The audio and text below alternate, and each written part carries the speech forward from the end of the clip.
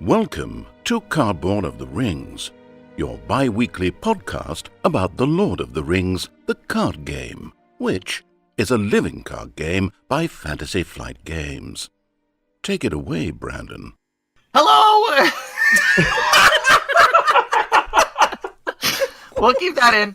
Hello and welcome to Cardboard of the Rings, your bi-weekly podcast about the Lord of the Rings, the card game, which is a living card game by Fantasy Flight Games. Hang on. I'm one of your hosts, I'm Brandon, and this is the end of the first stage. It's been a long time coming, and I think you'll hold the microphone. Most people... Don't you get soup juice on my playmat. What are you doing, Brian? I'm opening a can of mandarin oranges. Oh my god. Folks, I can just really quickly say, if you've never listened to the show before, come back on the next episode. It'll be real. Where's your microwave popcorn? Hi, folks. So we have come to, finally, the end of the first stage, and... First podcast. Oh my god. I know it's been a long time coming, but,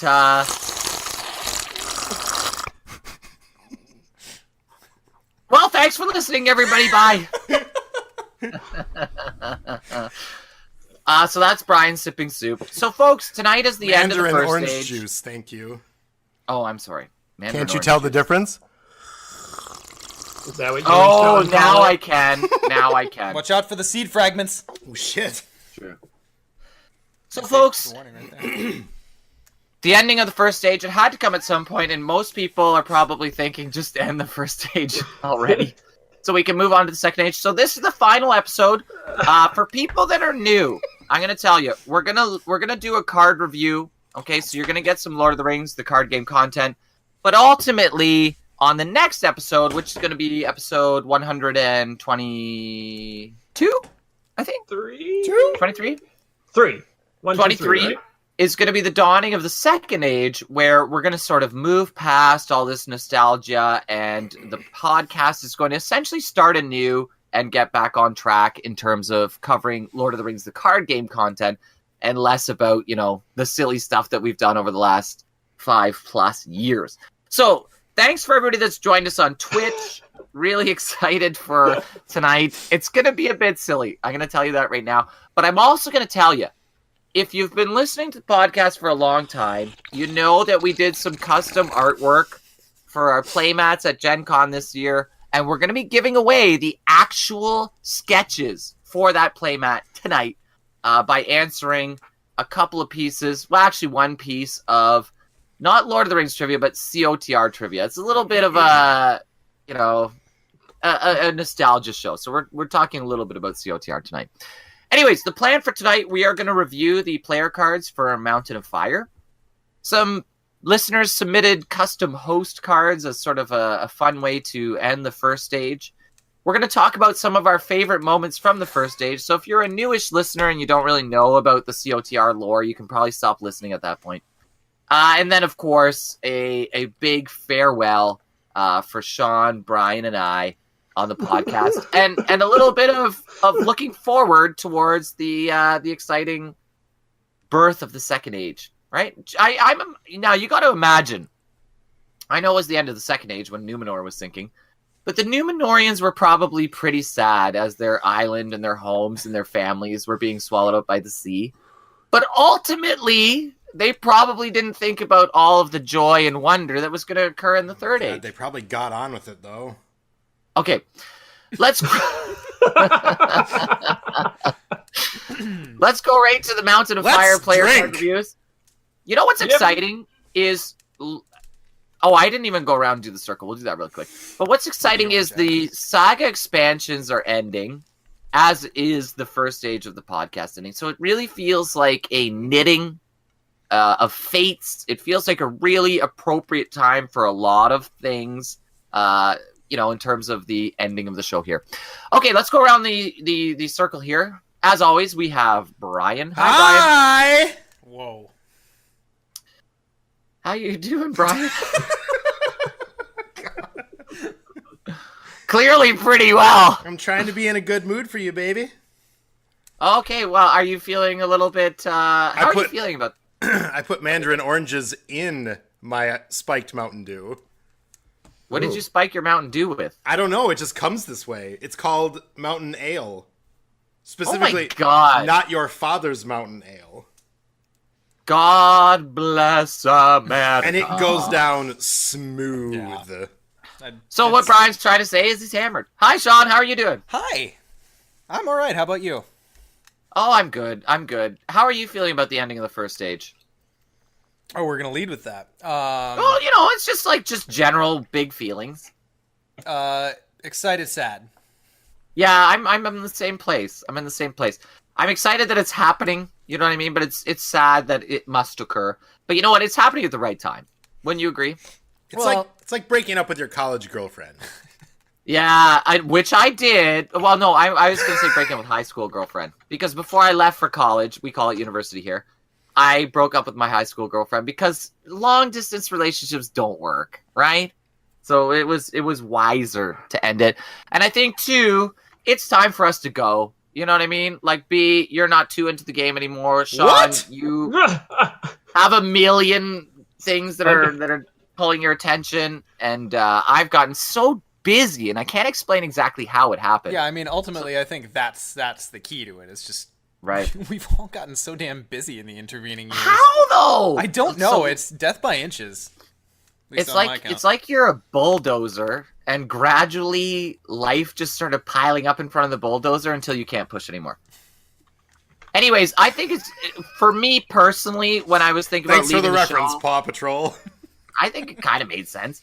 I was like, you know what? I gotta get out of the way of the show because ultimately I'm gonna become a hindrance. Anyways, with us as Become. well is Chad. Shut up, Brian. Hi. Hi, Chad. You'll get to talk for another 100 episodes, so there you go. Okay, so the first card is Frodo Baggins. Frodo Baggins! Chad, I think you should read this one because you're the only Hobbit lover here. What am I reading? Frodo! Oh, God. He is being outwardly aggressive. Oh, I'm just joking. Oh, we're not on What an mute. ass. I'm not going to miss you at all. Frodo Baggins. Only Hobbit lover. Rewind it. Yep, it's all right. Who... Make the rewind noise. Chad, you're the only one that likes hobbits. Why don't you read Frodo Baggins? I got to do all that again? Hobbit lover here, so get to it. We got this part. Read the card, Chad. All right. Frodo Baggins is a fellowship hero. He has 2 willpower, 1 Brandon, attack, make sure you interrupt him all the time like you did the last read-through. 2 Okay. defense, and 2 hit point. Hobbit Ring Bearer, planning action, exhausted to add 1 resource to a hero's pool. Why doesn't it say the first player takes You know what I control of like Frodo about Baggins? this, Hobbit? No, Brian, the reason I interrupted him the last time is because he didn't say the proper names of the statistics. Oh, that's right. Yeah. Okay, listeners, if you're just tuning in, we had some technical difficulties, but everything should be fine from here on out. I blame Continue, Sean's Chad. router. Oh, there it is. Duh. It had to make its presence known in our last episode. Yo, B, how many porn torrents is he downloading right now consecutively? Only 2? Cancel one of them. It's reasonable. No, I picked them. Cancel the less hardcore of the 2. Impossible. Both of them involve 15 people. One's a sequel. Okay, so Frodo Baggins, 2 willpower, 1 attack, 2 defense, 2 hit points, Hobbit Ring Bearer, planning action, exhaust the 1 ring to add 1 resource to a hero's pool. He's not as good as Black Rider's Frodo. He just took over. No, he's super not. That's very astute of you to notice. Fellowship Aragorn. He is a Fellowship hero. He has 2 willpower, 3 attack, 2 defense, and 5 hit points. His types are Dunedain, Gondor, Noble, and Warrior. He has Sentinel. The first player gains control of Aragorn. Action, spend 1 resource from Aragorn's pool to ready him. Limit once per phase. If Aragorn leaves, the players lose the game. Oh my god, he's like Leadership Aragorn, but even better. Next card. Go ahead, Sean. Did you guys really already talk about Aragorn? Yep. All right, well. We have Leadership Aemir, who, or Eomer if you prefer. Sean, this was a special moment. Treat it specially. Leadership Eomer. my favorite character in my favorite sphere. He has 10 threat cost, 1 willpower. Don't do it. 3 attack, 2 defense, 4 hit points.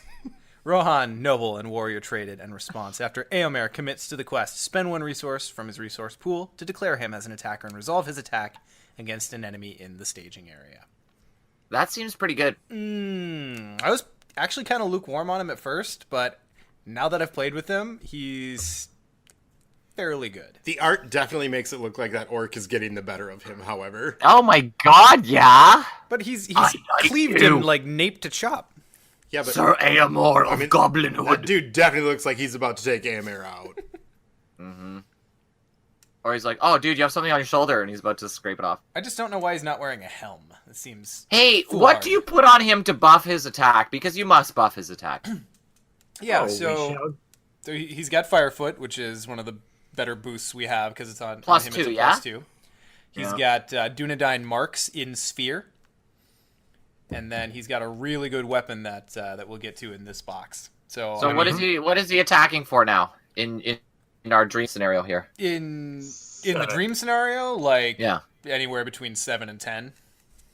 Yep. But how do you boost? Isn't Firefoot boosted after a character leaves play? No, that's Tactics Aramir's ability. Oh, Yeah. okay. Getting them confused. So He seems quite good. yeah. So some super fun leadership Eomer tech is brought a couple cards out that I hadn't looked at in a while. First one would Name be them. Late Adventurer. Because Describe it.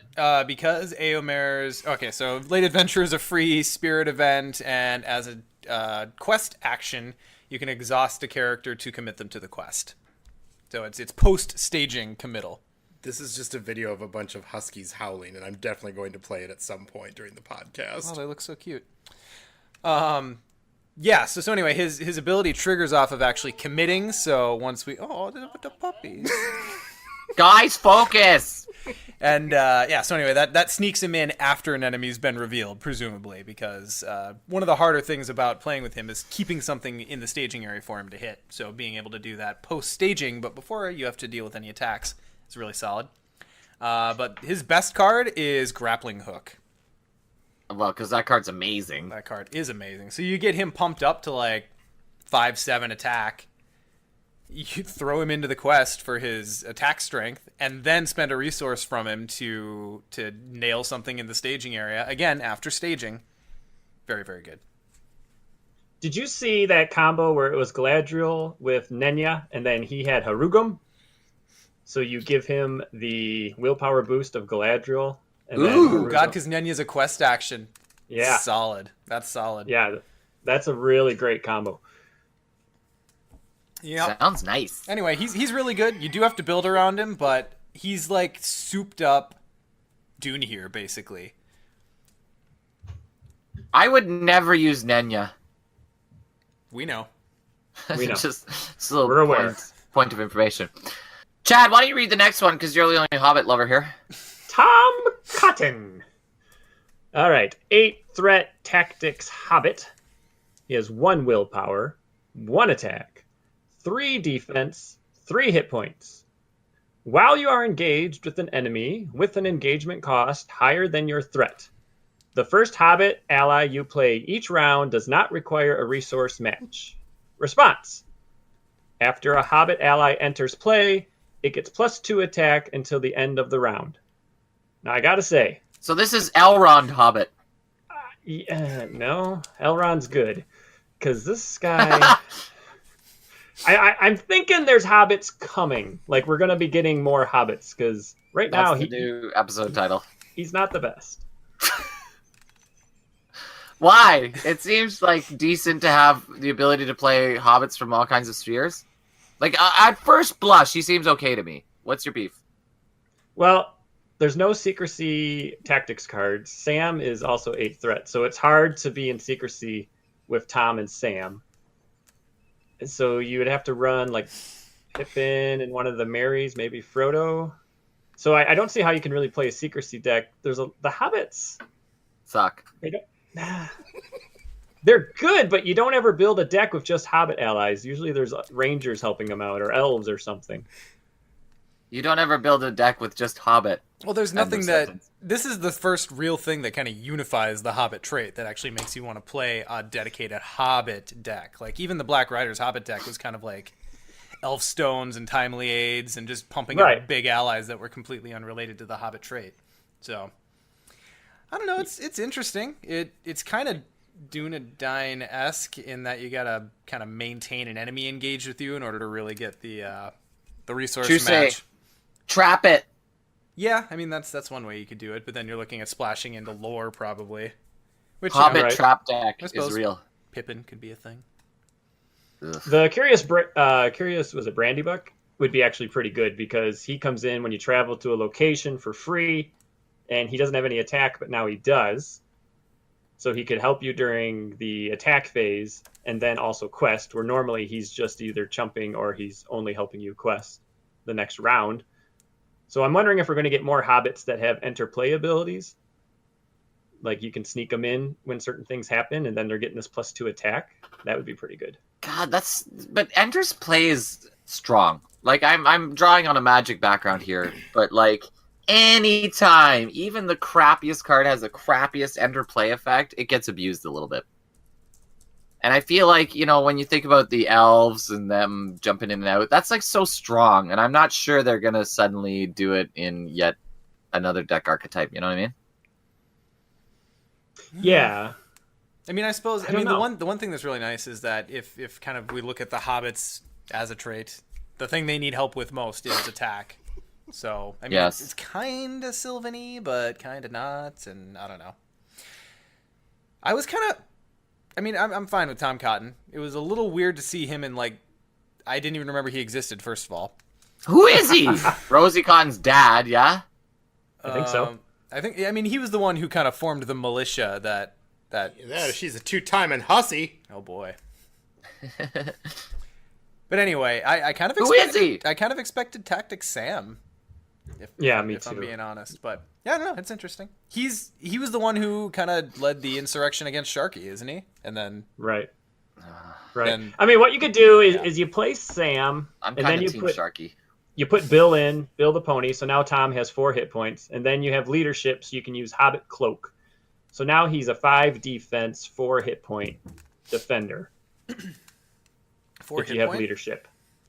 Yeah, because if you have Bill the pony in, he'll get Bill. an extra Gotcha. hit point.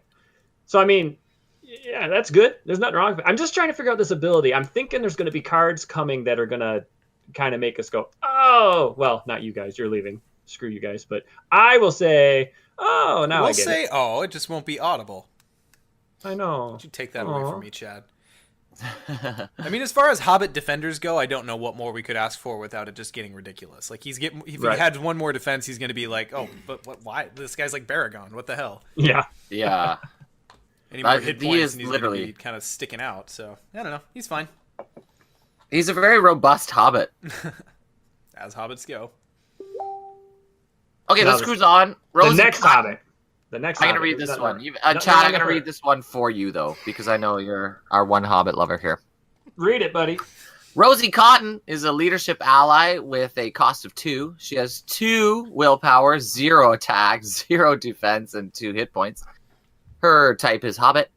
And her text reads, Action. Exhaust Rosie Cotton to choose a Hobbit hero and an attribute. Willpower, attack, defense. Add Rosie Cotton's willpower to that hero's chosen attribute until the end of the phase. Limit once per phase. That seems good. That's amazing. She's suddenly adding 2 to whatever you want. Yep. She's amazing. And if you buff her willpower, it's not printed, right? Like it is whatever it happens to be at the time. Right? That's strong. Yep. Even if she just quests for 2, that's strong. Yeah, 2 Yep, for 2 with 2 hit points in leadership. That right there is notable. And waving Yep. and a cotton rag, like it just seems strong. And fast hitch goes on any Hobbit character. Oh my god, so you could buff? Well, no, you can ready her. And then Buff, oh, then buff. ready. I see what you're saying. Oh, Yeah, limit yeah. once per phase. So Yeah, buff, buff. ready, I'm with you quest. now. Buff. Yes. Well, you Buff, could buff. buff. You could buff willpower during questing, and then you could ready her to buff attack or defense during combat. Please stop saying Yeah, so Lots of buff. buffing. Please stop saying Buff. buff. Buff. But look, Buff. she's got her rag. Where's the buff? I've had too much alcohol.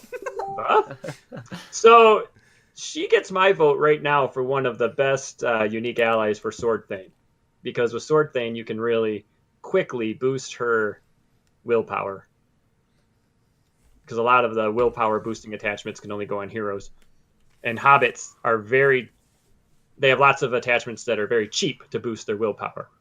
Fireside Song, Song of Hope, Friend of Friends, which we'll talk about later. So boosting her up to 6 or 7 is pretty easy. And then you slap some fast hitches on her, get her hitched, and Buff. she's amazing. Just buff. Buff. Brian, I demand you read the next card. Sean, can you pull up the next card for me? Elfhelm is a tactics ally. Indoor voice. Yell it. Elfhelm is a tactics ally! Oh my god. See, I can't hear anything with these headphones. For a cost No, you're not even yelling, dude. of 4, he has 1 willpower, 2 attack, 2 defense, 3 hit points. He has the types Rohan and Warrior. Action, spend 1 resource from a Rohan Heroes resource pool to put Elfhelm into play from your hand under your control. At the end of the phase, discard Elfhelm if he is still in play. Is this card good? He's a 4-cost good if you sneak have- attack. If you have a very good tail in hand, it's Would we good. call him I a know, modified sneak attack? Perhaps? Yeah, because he goes to Okay, discard, I guess. VGT, maybe. But then, even if you're very good tailing him in, like, it's not like his stats are mind-blowing. And his ability then does nothing. No. You pay 1, you get a 4-cost ally in, you have very good tail, and get 2 permanent allies in. What if we buff him? Oh, I see. You pay 1, and then you VGT him. Yes. I gotcha. Well, and the other thing That is seems how still often corner case. how often you're sitting at a game and you're like, oh god, I just need to pull 1 more attack from somewhere. Does anyone have anything? Mm-hmm. And Rohan! or a surprise attack. You know, a shadow hits you and you don't have any ready heroes. You know, he's a feint. So Yep. I like him, and especially with the tech we have now to pull Rohan allies back from discard. Yep. He gets even better. And what's really cool about him is it doesn't have to be a matching resource. So you could put this dude in an all spirit Rohan deck and still be able to use that ability. And it can he can come into play anytime. Yeah, and from anywhere. As long as it's your It's hand. kind of interesting, I guess. You can I guess really buff his Nagor's utility is quite nice. Yes. The biggest problem with him is that his name is Elfhelm. sale. Yep. Oh, So- yeah, because it conflicts. Yeah, I mean, was it Cord? I think he's in Shadows of Mirkwood. He was somewhere in Shadows of Mirkwood. Might have been Em and Muil. But the Spirit allied Elfhelm is pretty good as far as like threat reduction tech goes.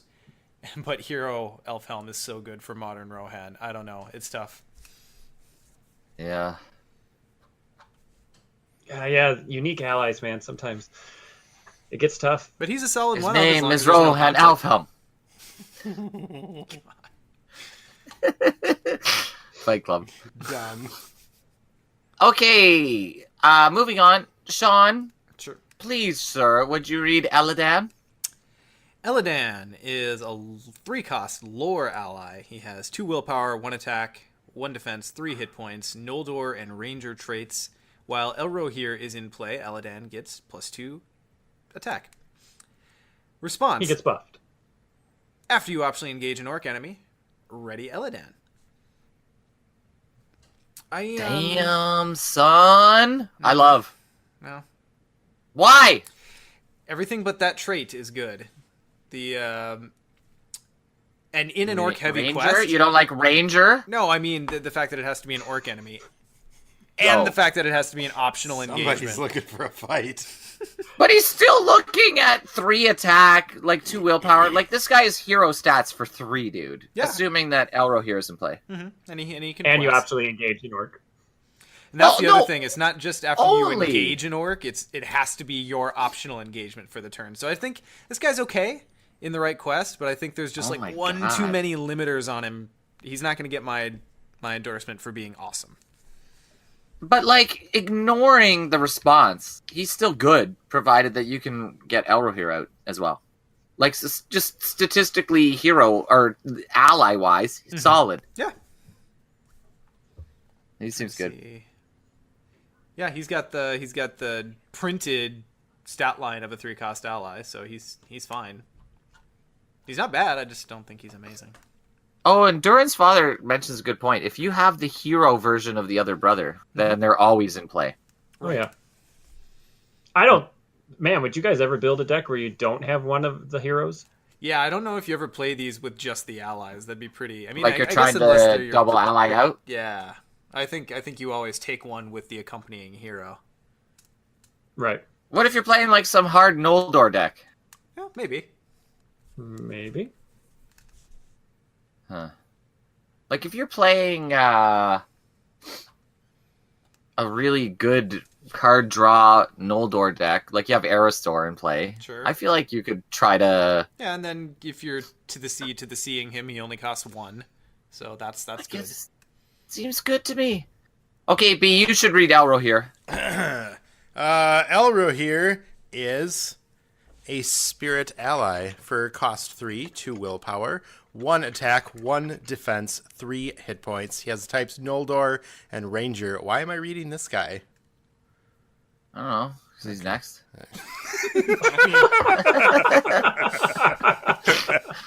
While... Oh yeah, I got mixed up because I forgot that these guys play off each other. While Eladan is in play, Elro here gets +2 defense. Response, after you optionally engage an orc enemy, ready Elro here. So basically everything we said for Elodan applies to Elro here, yeah? 2 situational, GTFO, beer time. They each buff each other. They buff. Buff, buff. Oh my god. So much buffing. Is it enough buff? You can't I don't have know. enough buff. You could never have enough buff. There it is. Buff, buff, buff. Buff, buff, buff, buff, buff. Okay, for the same reasons I like Eladan, I like Elro I don't here. think that horse is dead yet, Brandon. Give it another couple hits. Enough buff? Oh. Buffy, buffy, buffy, buffy. No, now it's dead. Wow. Buffy, the Vampire Slayer. Let's move on to Captains of the West. I'll read this one. A leadership event with a cost of 3. Better be good. Quest action. Until the end of the phase, each noble hero gets +1 willpower and does not exhaust to commit to the quest. Oh my god. So if you have a total noble deck, maybe this card doesn't seem that great to me, ultimately. Well, and Well, it's not just it's you across control. the table, right? Yeah. Oh, Right. Air Buddy. Yep. Mm. Okay, so this is one of those multiplayer cards, yeah? So, yeah, I mean, since Noble's like the most common trait on heroes, It is not hard to come by. Yeah, and a lot of the noble heroes have pretty good other stats as well. They're not just questers, except for maybe Eowyn. yeah, I But mean, I most think nobles- if you can afford it, you play this. It's pretty solid. Do you really? 1 or 2. You know what I do is I hope someone else plays this. There you go. Yeah, because this 3, for 1 willpower. Just play, One willpower for each noble hero. just play Grappling Hook and Profit. What? Screw this card. Oh. Right? I If think you it's okay. even play Grappling Hook on a semi-okay attacker. Okay, no, I'm not going to do this, but I like Grappling Hook better. This is not a. They're I don't think you actively build a different deck around cards. this. What were you going to say? This is not a good card? Yeah, I agree. No, that's not. You know, rather than raising the Shire, I'd like to raise the Shire. Isn't that what it means to, like, sink a boat? But it's You're with a talking Z? about RAZE. Yeah, I think that's generally like level it or burn it. yeah. Right. Okay, Chad, you better read this one since you are the resident Hobbit lover. Alrighty. Raise the Shire is a 1-cost tactics event. Response. After you engage an enemy, search the top 5 cards of your deck for a Hobbit ally and put it into play. Search your entire deck instead if that enemy's engagement cost is higher than your threat. Shuffle your deck. At the end of the round, if that ally is still in play, return it to your hand. Now, this card makes Tom Cotton look a little better. This card's good. Damn. And this card would go good in any deck that has Hobbit allies, and you have a low threat. Because with Tom Cotton, that And a tactics hero. Hobbit, Tom Cotton or a tactics hero, because you don't have to have Hobbit heroes. Yep, You can Search your entire deck too is so strong. You're not going to Hobbit whiff. right, but Tom Cotton's going to give that Hobbit ally a +2 boost when it Yes. comes into play. And it's the end of the round. And I love it when any card says at the end of the round, because that means that character's going to ready. And if you have anything like a very good tail again, you have a chance to play it at the end of the round before that ally leaves play. Father. Zemelman mentions the art is bad, and God, is he ever right? It looks like those chibis, like those like big-headed, weird Japanese. They look like things. gnome concept art from the agriculture World of Warcraft expansion. God, this may be the worst art ever. Is this the worst? They look like Team America marionettes. Hobbits are tough. Do you remember Elf on the Shelf Frodo? I think that one's actively worse. Oh God, I know, but there's some really bad ones, but this one's tough. Look at the archer, and then the dude with the staff who's in boner pose. Like, I don't know. I'm just not fully buying this art. And what is that other guy in the lower right corner doing? He looks grouchy, and he's about to stab that companion. That art is awful. Look at the dude, lower right hand corner. With sort of the fade haircut. He looks like he's about to stab that other guy. He's resting a sword on something. He's about to rest it in that guy's intestines. No, that looks like an awful piece of art. This is like art you'd see on an old crappy Mannheim Steamroller album. Yeah, like it's so bad. I want to see this art on like a mug at my grandma's house. I don't know. I'm really. Did you want some hot cocoa? And here comes this piece of art on that mug. But we call it hot chocolate in Canada. I know you guys call it cocoa. That's patently false. Yes. I don't know. America. I'm really digging the vibe that Halflingalos in the back is giving off. Look at him. I hate it. I hate it. And then there's the two guys in the back that Their are actively heads are in the so fire. big. That's what the problem is. You know that game like Dungeon Explorer or whatever it's called? bobbleheads. Super Dungeon Explorer? Oh my god, it's terrible. This is bad art. Oop, my new mini fridge just came on and one of my monitors turned off. That's I think you Likely might want not to check good. your Do wiring. you have your computer plugged into the same outlet as a mini fridge? kind of. I have an extension. Now listen to the progression, Brian. No, kind of.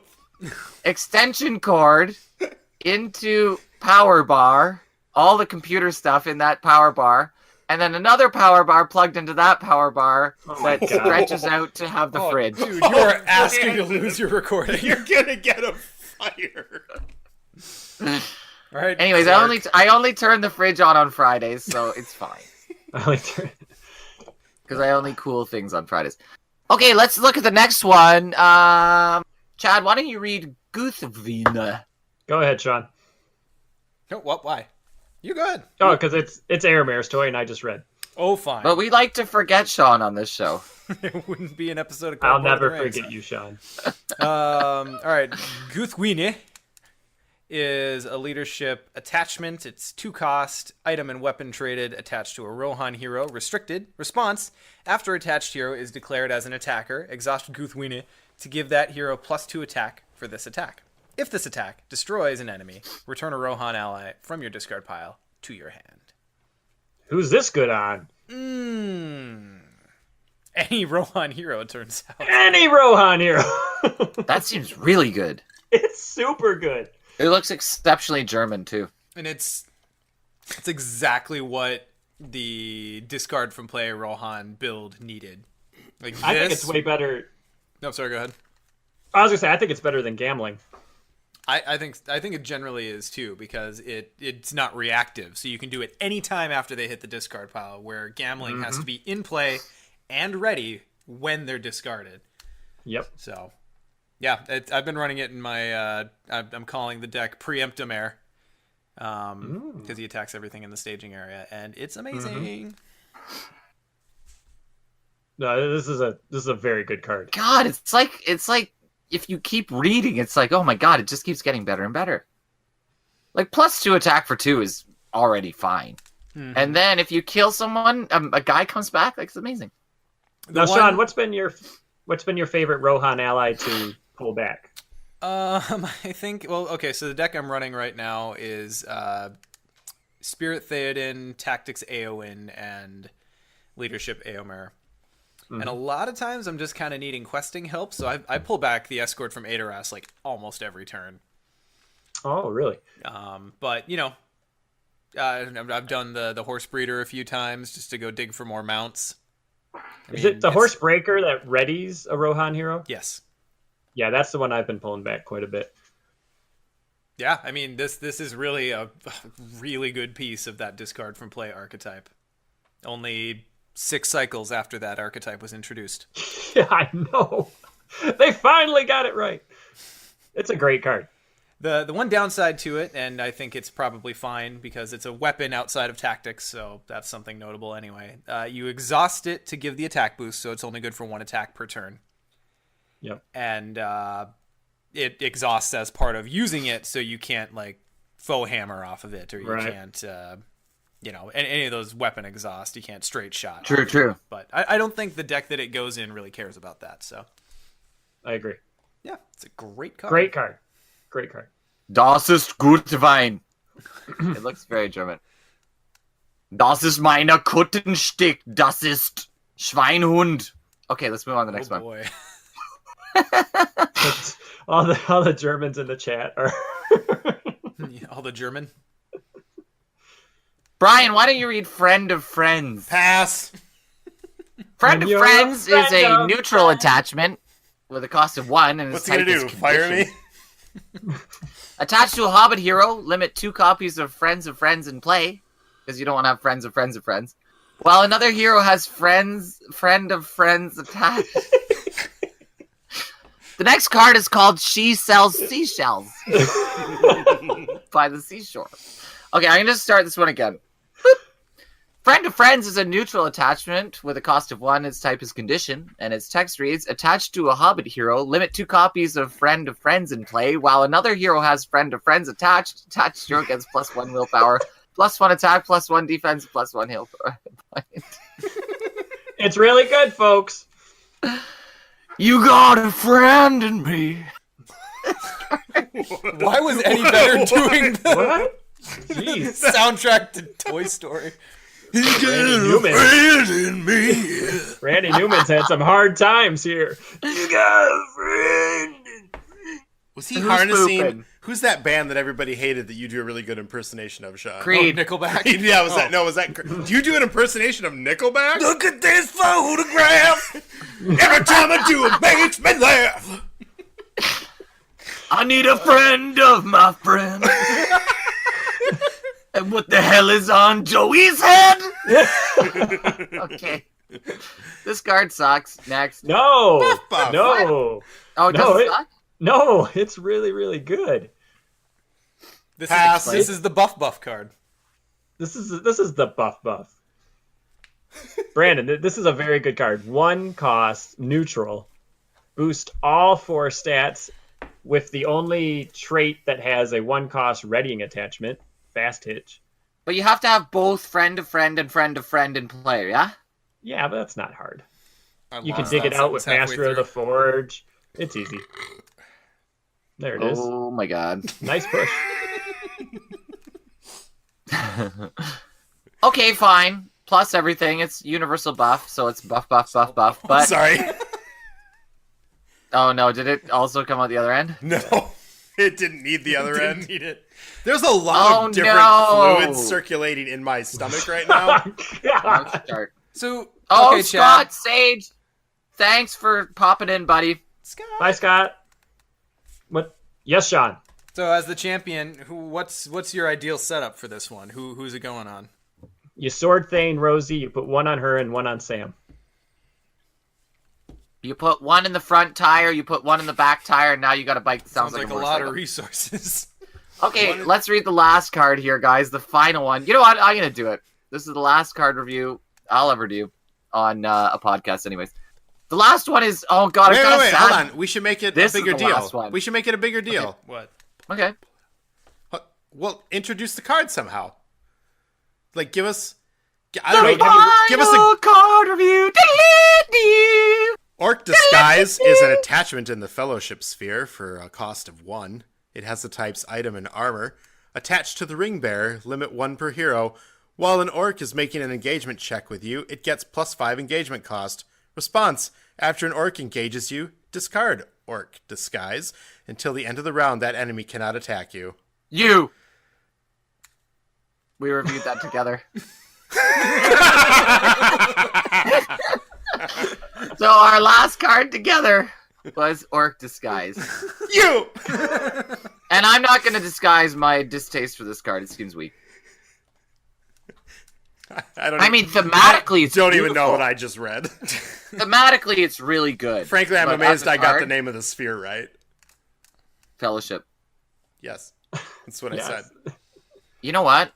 Yeah, Brian, no. fill air. Mick- Fill air for a second.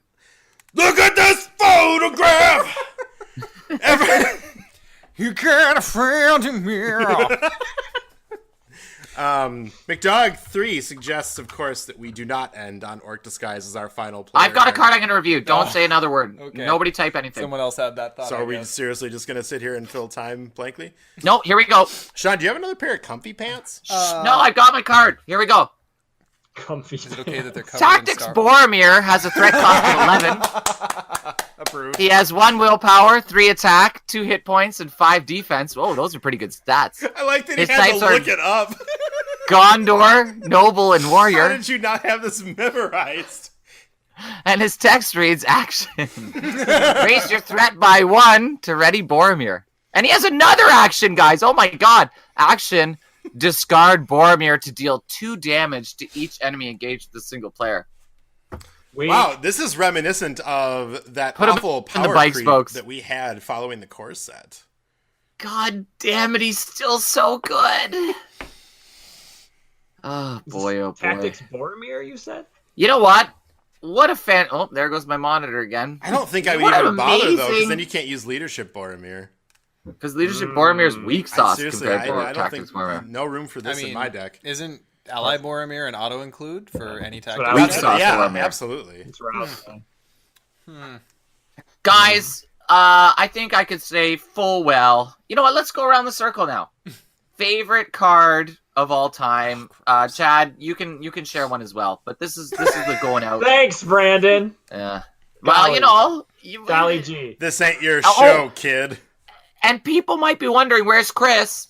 He's working on his PhD tonight. He thought that was more important than the last episode of the first stage. But what can you do about people's Dark priorities? matter's not Try going to to get us- extrapolate itself. That's true. He did try to get us to do a different day. Well, ultimately, I tried to get him to change his PhD dissertation date, and he really didn't work with us on that, did he? No, it was unmanageable. He may pop in later, but okay. So I'm gonna say my favorite Lord of the Rings card of all time to this point. It's October 6, 2017. The end of the first stage is Tactics Boromir for life, and I gotta throw a little shout out to my boy Beorn for reigniting my love of this card. I loved it, and then I fell asleep on it, and he brought it back to love. Brian, favorite card of all time. I know you haven't played in a while, but just lay it out, bro. What's that card that adds Doom For to every player? life. What? What's that card that adds Doom that I use to destroy you? Oh, Legacy of Numenor? That's my favorite Legacy card. of Numenor. There it is. Oh my god. Oh my god, Brian. How did we come to this? I hate you. It was a dark race to the bottom. Sean, what's your favorite card of all time? He just kept activating him for no reason. You know what? That's, Just because I that's told him to. Oh, that was the reason. What? That's my hubris. Buff buff. Buff, buff. Buff, buff. Buff, buff, buff, Ooh, I heard. Oh, shit. Sean, I'm getting another what's beer. your favorite card of all time up until October 6, 2017, end of the first stage? Well, Choose wisely. boy, that one's tough. I don't want to eat these oranges. Freaking told you wouldn't eat them. Yeah, Durin's father, the name of this episode is Buff Buff. You might Sean, what is your favorite card? You might think it would be Gloin, And while That's what I was gonna guess. Wildgloin is my pet hero, and Wildgloin is my pet hero, and I can kind of lay claim to him in certain ways. I think What certain ways are those? buff. Okay. I think Hero Gandalf is actually probably my favorite card in the game. Really? Nice. Now, Sean, let me ask you a fair question. Sure. A fair question. Sure. Is your love of Hero Gandalf spurned on by the fact that I had you create one of the greatest decks of all time? How could it be? That's a yes. I mean, That's a... I begrudgingly built that deck, and Gandalf made it amazing. How could I hate him for that? Dude, don't try to discount the fact that the synergism that happened between the two of Not us. the word. Jism. Synergism. Jism. Oh my god. The synergistic thought process. That I was the Look at that architect. synergism. Sean admitted I was the architect of the thought, And and I'm you pregnant. were. Chad, don't Anyways, laugh. You're the guy who's gonna have to come in and buff up all the synergism when we're Excuse done. me, it's Buff Buff. Buff buff. Chad, what's your favorite card of all time up until October 6, 2017? Bowhammer. Cool. Okay, let's move.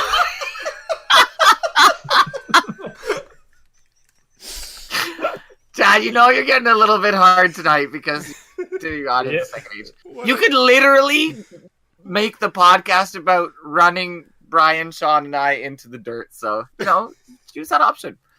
Chad, why don't you kind of lead us into the next piece, which is the custom hero cards based on hosts here. Custom hero card. I don't know if anyone okay? heard me, but I was just laughing during the card reviews as I was reading the custom cards to myself. Yeah. It was real distracting. The flavor text is the best part. The flavor. I was gonna say the flavor text. So It's so good. Yeah, what was it? It was before Gen Con, I believe. I started this custom card contest, Yeah. kind of as a 25. because we were doing the custom cards with Electron John and Caleb for you guys. So I thought everyone should get in on the fun. So I just shared a link in the Discord. It's on the Facebook page already. The custom hero cards. There's a ton of them. More than we'll probably get through. So it's up to you guys to choose the ones you want to read. I would like to read the side quest tangent when we get down to I that only one. see like 10. There's Try 24, and picking some it. of them have multiple. Maybe I should refresh. Oh, wow, there's a lot. Yeah. So take it away, guys. I'm only going to read ones with my picture. Shocker. Yeah. The first two are a double-sided card, I believe. Okay, double-sided is special to me, so I'm going to read this one. Oh. The first one is a double-sided Brandon. He has 11 threat, 1 willpower, 3 attack, 2 defense, 5 hit points, which is a stat line I respect. Types are Gondor, Noble, and Warrior. And it says action, raise each player's threat by 1 to ready Brandon. And then a second action, flip Brandon to deal 2 damage to each character controlled by a single player. So you damage other characters' heroes. And then on the back... Well, no, it goes- flavor text. Oh, sorry, the flavor text.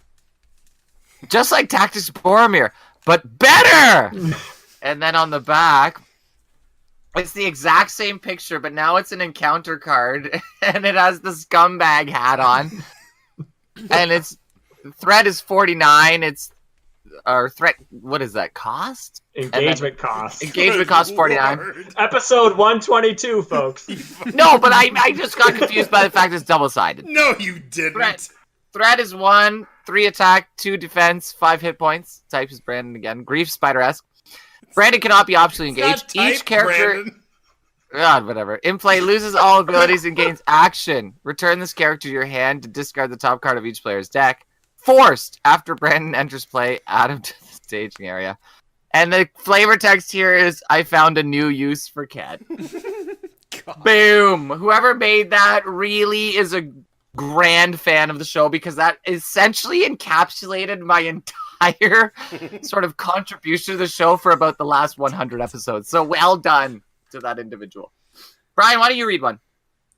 Am I reading mine? Yeah. Oh, and Well, by there's the way, several of folks, you. if you're not a longtime fan of the show, There's this is several the of you. time where you would want to come back for the next episode.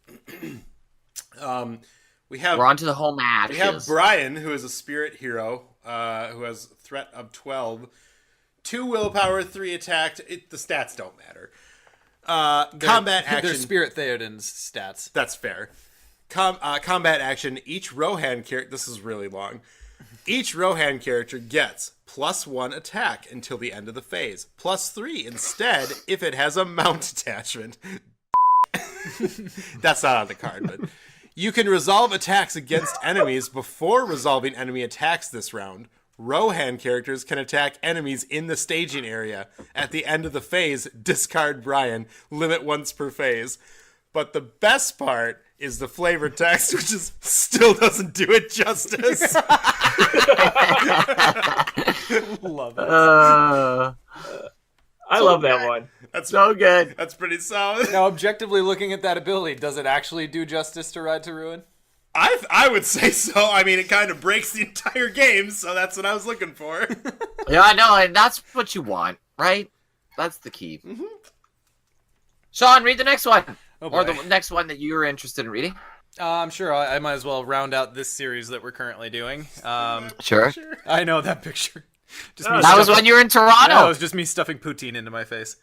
Which is what one does when they're in Toronto. All right, so Sean is a leadership hero, 9 threat cost, 2 willpower, 1 attack, 2 defense, 4 hit points, dwarf and noble. Response: after an encounter card is revealed. Oh, dwarf is kind of harsh. I am the shortest on the podcast. I'll accept it. It's the beard. Yeah, you do have a wonderful beard. After an encounter card is revealed, draw a random token, progress, damage, or resource from a bag. If the token can be placed on the revealed card, place it there. Otherwise, place it on Sean. Resource tokens are added to Sean's resource pool. Forced, after the 4th progress token is placed on Sean, discard him. The flavor text is... The flavor text. I started a new podcast.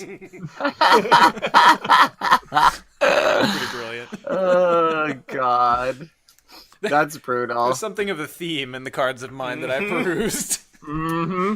A little bit of a little chaos bag theme. You know, it's a good thing we played Arkham at Gen Con. Otherwise, I'd be like, what the cards about?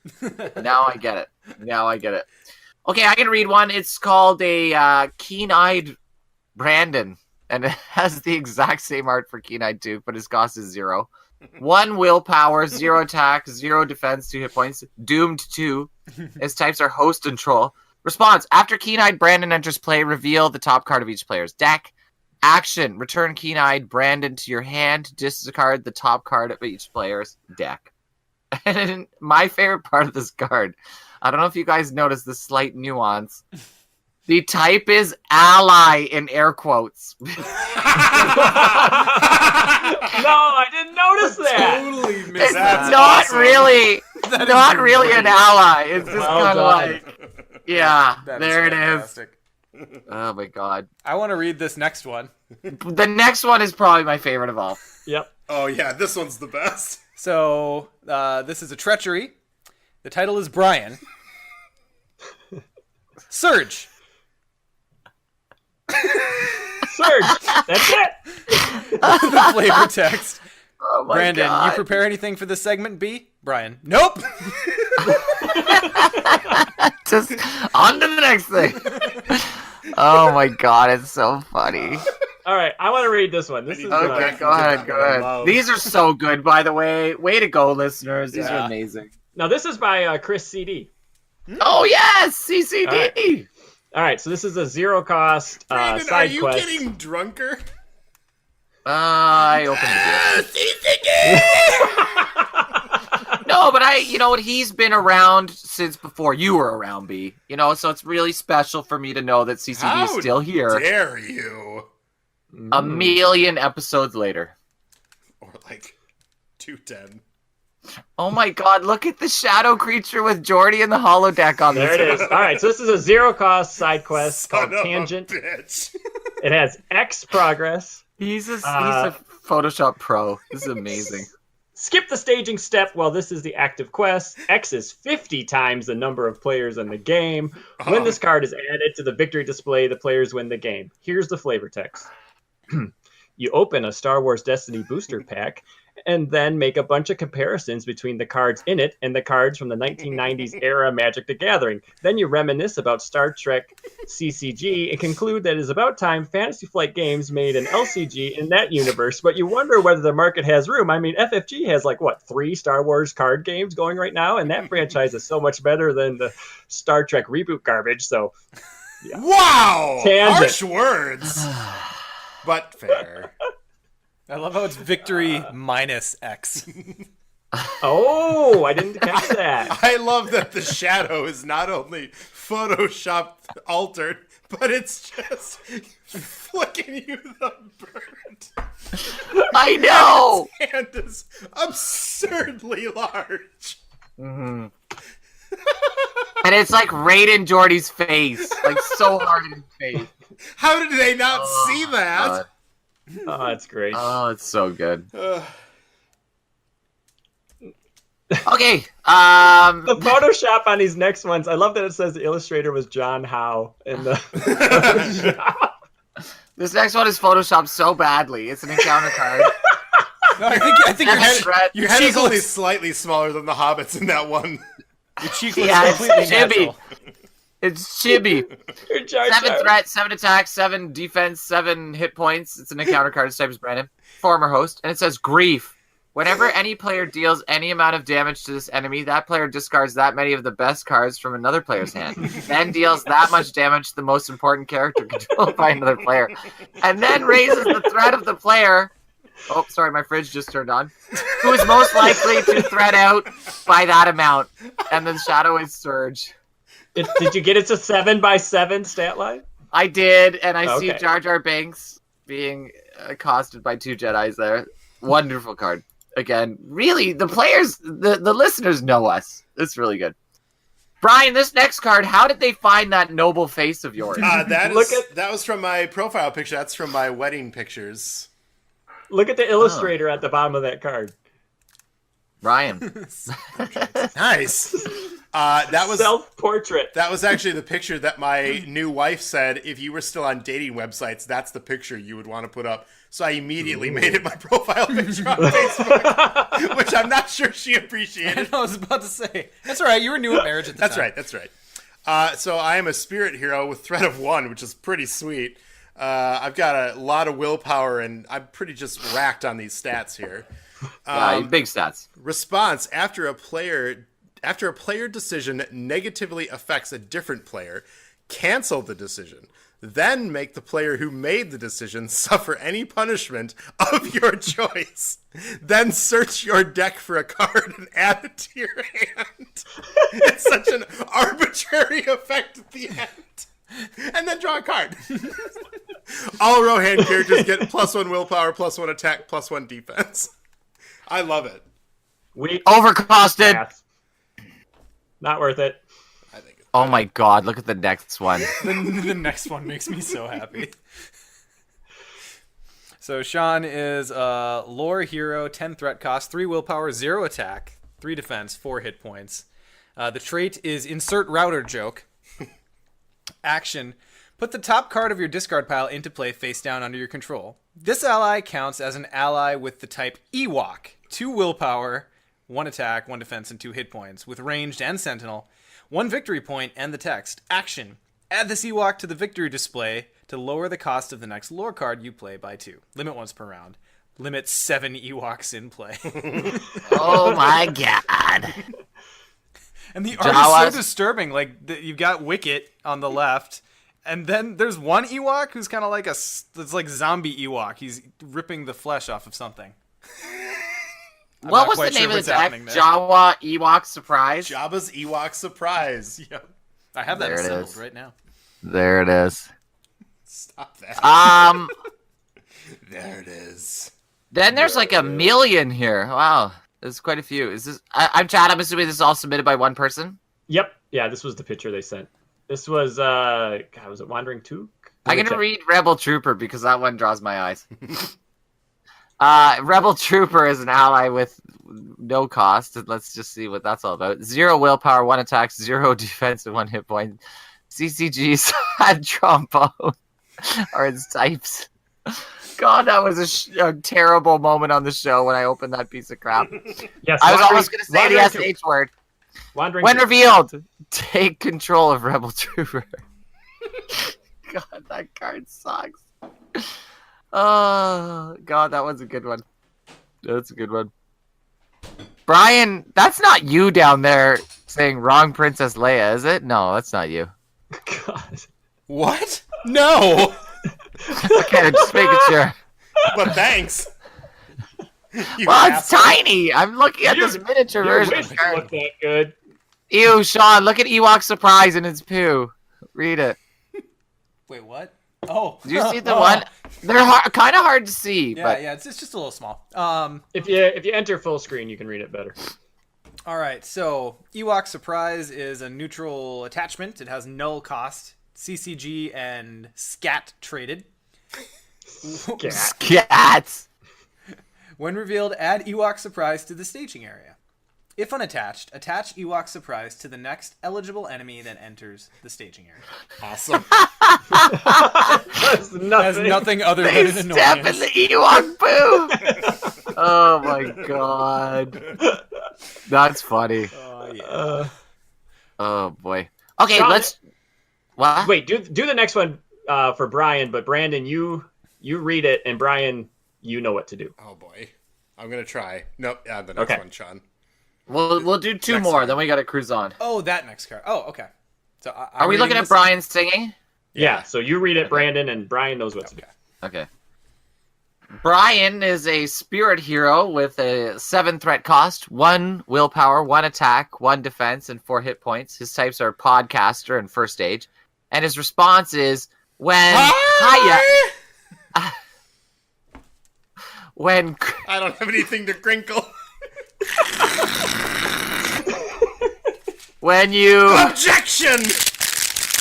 I'd like to note I wasn't the one who was yelling objection, however, as I was the judge. Oh, come on, just let me finish! And the flavor text is amazing. He mentally checked out a long time ago. Sean, there is one that is exactly what we made. I like the next one because of its awesome picture. Aw. Look how cute we are. Also, Yeah, I it's- was at a much healthier weight at that point. The swan song. I'm going to read the one after that because I'm there with 2 babes and I want to find out what this is all about. Brandon is a hero, leadership hero, and the types are podcaster, founder, first stage. Monitor went off. Brandon ignores the character limit for the number of heroes you may have in play and set up add any number of additional players to this game, ignoring play limits. Oh, well, it's like a big pile on. You can add lots and lots of people. I'm down with that. Yep. You guys want to read any others? Flavor text, without him, none of us would be here. Oh, that, you know, it's true. It's more credit than I deserve, but it is true. Brian, go ahead, read a last one. The smuggler. Well, whatever you want. The But yeah, you should read the smuggler. I like that the mouse cursor is on that picture. the budgie smuggler has made its triumphant return as oh my god, what was that sphere called? The pipe one. Baggin sphere. The Baggin Not a sphere. sphere. Baggin It's not a sphere. sphere. I'm a hero in the Baggin sphere, and my response is look away, just look away. With the flavor text, it's so scary how it follows you around the room by Stokes' book. What's important to note for anyone not able to see the picture is it is, of course, the famous picture of me standing on a boat, wearing a life jacket, doing a triumphant pose, but I've definitely got an orange Speedo on, and I am just Oh my god. I am just smashing out of it. yeah. Yeah. That's putting it very lightly. Everyone's There's a 1 pound wad of ground beef shoved into the front of that thing. It's like the budgie smugglers trying to like vacuform you. Oh yeah. It's like the budgie smuggler turned into the alien that's bursting out of Sigourney Weaver's stomach. But this time it's coming out of my swinging cod. Oh my god. There's a lot of other ones. There's some taco related ones, which I'm mucho apreciato. We got American fast food. Oh my god. Folks, thanks so much for everybody that submitted one of those. Hold on. Everyone is trying to correct me and tell me that the Speedo is red and you're not right. The picture color, I understand, makes it look red. It's not red. It's so red. It's not red. I'm just saying, it is a bright construction cone orange Speedo. Really? Yes. Well, you're the one that was wearing it, so we'll give it to you, B. Oh, there's a construction cone in there, that's for sure. It's my I'm penis. just going to copy and paste the document that we're going to use for the next little bit, which is now we're into the final swan song piece. So what I'm going to do is I'm going to roll through these moments really, really quickly, and we'll stop only if we feel like we need to stop. You guys agree? Yeah, but we're not doing your stupid game that you put on the Facebook chat there? Oh, we were originally going to do a game where we were going to make a bold but true accusation that had to be decided legally that related to somebody's employment based on the theme of a card. Why? But nobody could really figure out how to attack that beast. Well, no, that's First not of the all, problem, Brandon. The mega segment! I think we're going to go back and actually read out loud the post to everyone. Yes. Exactly. Because Exactly. it was a hot mess. Exactly. Hey, guys. Tomorrow... It was Tuesday. Excuse me. Hey, guys. Tomorrow, let's talk about favorite moments tomorrow night. And if you can think of a bold but true accusation based on theme relating to getting a job, bring that. That's literally it. Oh my That's god, the I didn't instruction we were laugh that given. fast! I did not laugh that fast! It's HAHHAHA exclamation There's a mark. stutter in there for sure. Which for me is like... Why? We can't do that. That's Anyways. That's HEH space HEH. This episode's been pretty long as it is. Let's cruise through these favorite moments, and then we'll go from there. So some favorite moments, and a lot of these are mine. I'm not gonna lie to you. Prison Break references. I don't know if you guys remember the first few episodes. Vaguely. How'd that turn out? Brandon totally getting that Star Trek episode where Geordi falls in love with the holodeck wrong. Well, you get it. Brian's reactions are great. Have you guys watched that one together yet? We really should. We should. We should do a riff track about it. Agreed. Except Oh my it would god, be 2 what episodes. a good episode. It's so amazing. But you know what? Like, everybody feels Geordi's pain, though, right? Like, that hot girl you're pining over, and then you finally sort of gain her attention, and she's the worst. Okay. We've all been there. But on the flip What? side, that episode is the modern day equivalent of not putting a password on your porn folder. That dude had a secret hologram program that he fell in love with, and he didn't encrypt it? What were you thinking, Jordy? See, here's the thing, dude. What? Oh my god, why are they saving shit in the future? Like, ultimately, you don't save porn anymore. That's so, like, 1999, where it took 20 minutes to download. He built it with that custom personality, though. That'd be tough to rebuild. You know I'm what I bored. think is? He didn't intend to fall in love with it. Well- He didn't intend that. Okay, that's fine. But True. he makes the program in a separate episode from the one that she discovers it in. I think I ultimately need to rewatch these episodes because I'm having a... Okay, but now we're talking about 3 different episodes. Okay. People are How are in we the doing chat. this again? And how are we Expressing- treading new ground every time, somehow? Yeah. Folks, next episode will be the start of the second age. Just keep that in mind. Another favorite memory of mine was adding all the co-hosts. So just having the opportunity to cast with Brian, Mitch, Jared, Etienne, Sean, Chad, Chris, and of course, Andrew, who was my original co-conspirator. The interview with Magali Villeneuve, or I guess it's not Villeneuve. What is it? Yeah, it is. think she's hyping it 2 now. ways. Yeah. Oh, is it? I think she got married. But Did you that's fine. actually skip Sean in your... Well, you know what? I was kind of thinking that I was only going to include... I had 3 different thought processes during that first one. Oh, that's how the magic happens. Oh my god, Sean, we forgot you? What the hell? The New Year's... the Drink Chaser Twitch, that was a thing. And it's funny, we're looking at favorite memories. That's one that I need to rewatch to remember it.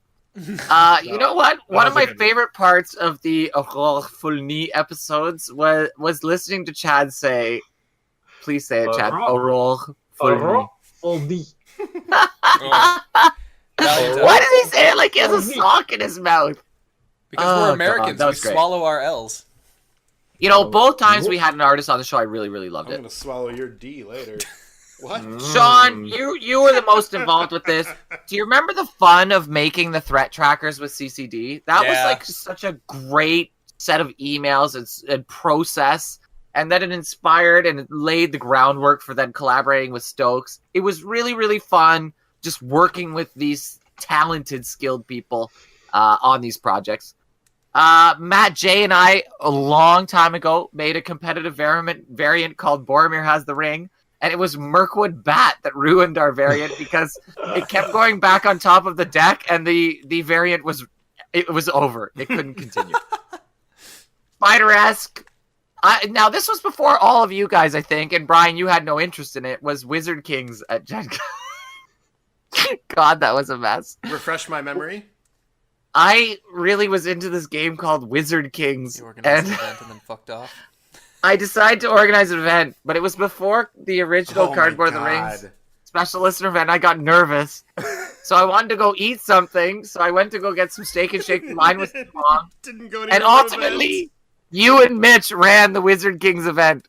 And I thought the only people that would be at that event were listeners of the podcast, and literally not a single person at the event had ever heard of Cardboard of the Rings. I have no memory of this. You blocked it out because it was a mess. It didn't go well. Okay, so there are some people who have wondered why, for instance, Brian kind of broke off into his own for Gen Con this year, and I'd like to use this story to help inform that decision. Your Honor, I'd like to present Exhibit A. Oh my god. And you know what's funny? Sean, your Southern lawyer voice is the next thing on the list. But going back to that one, big credit to Mitch because he ran the Wizard Kings event wonderfully. And I showed up basically as like some dude, like an observer, and he was already deep into it. Oh my god. Working with Tom is great. The worst. Yeah. You guys know working with Tom is like, it's like you don't get to choose when that happens. That event chooses you. And for a time, Tom drifted into our lives, and that was a really special time. Tom arrives precisely when he means to. He is an Astari, I believe. Yes. Also one of the nicest guys you'd ever meet.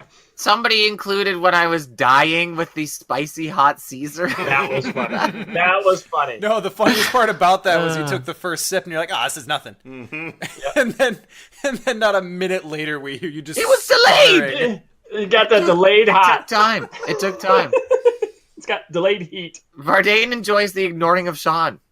Contests, all the contests that we have run, we didn't run in 6 years or however long it was. We didn't run one real big failure of a contest. You know what I mean? Every single contest we ran, the community did a wonderful job of I do not feel delivering. Like that's true. I feel like name a contest we did. I don't know. I feel like we had to have a failure.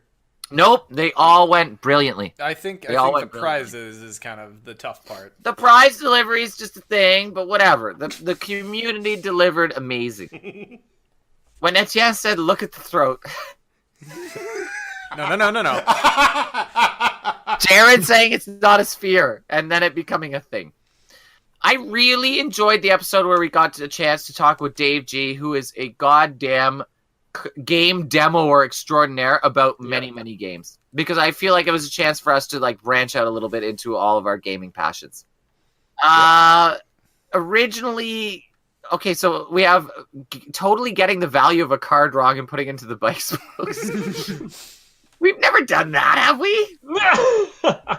We haven't. Dudes, everybody has to appreciate the Nate French April Fool's joke. That was bloody perfect timing. Yep. That was perfect. It was so good. And when he suggested it, because you know Nate, he's all business. It's like, when you're talking to him, it's like, he doesn't want to goof around. His He's humor's reluctant so to go on dry, tangents. though. You, like, don't even see it, like, when it's happening. Yeah. Like, I've had so and then many he's times like, talking to him where I just, like, blink and I'm like, oh, wait, he was telling a joke.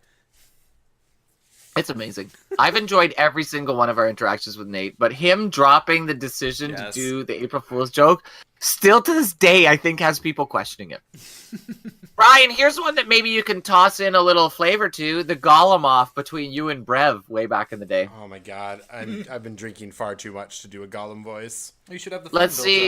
Let's see if this will happen. Robin Smallborough. Robin Small bow. Yes. Oh, Oh wow. my god! That's not what I was expecting!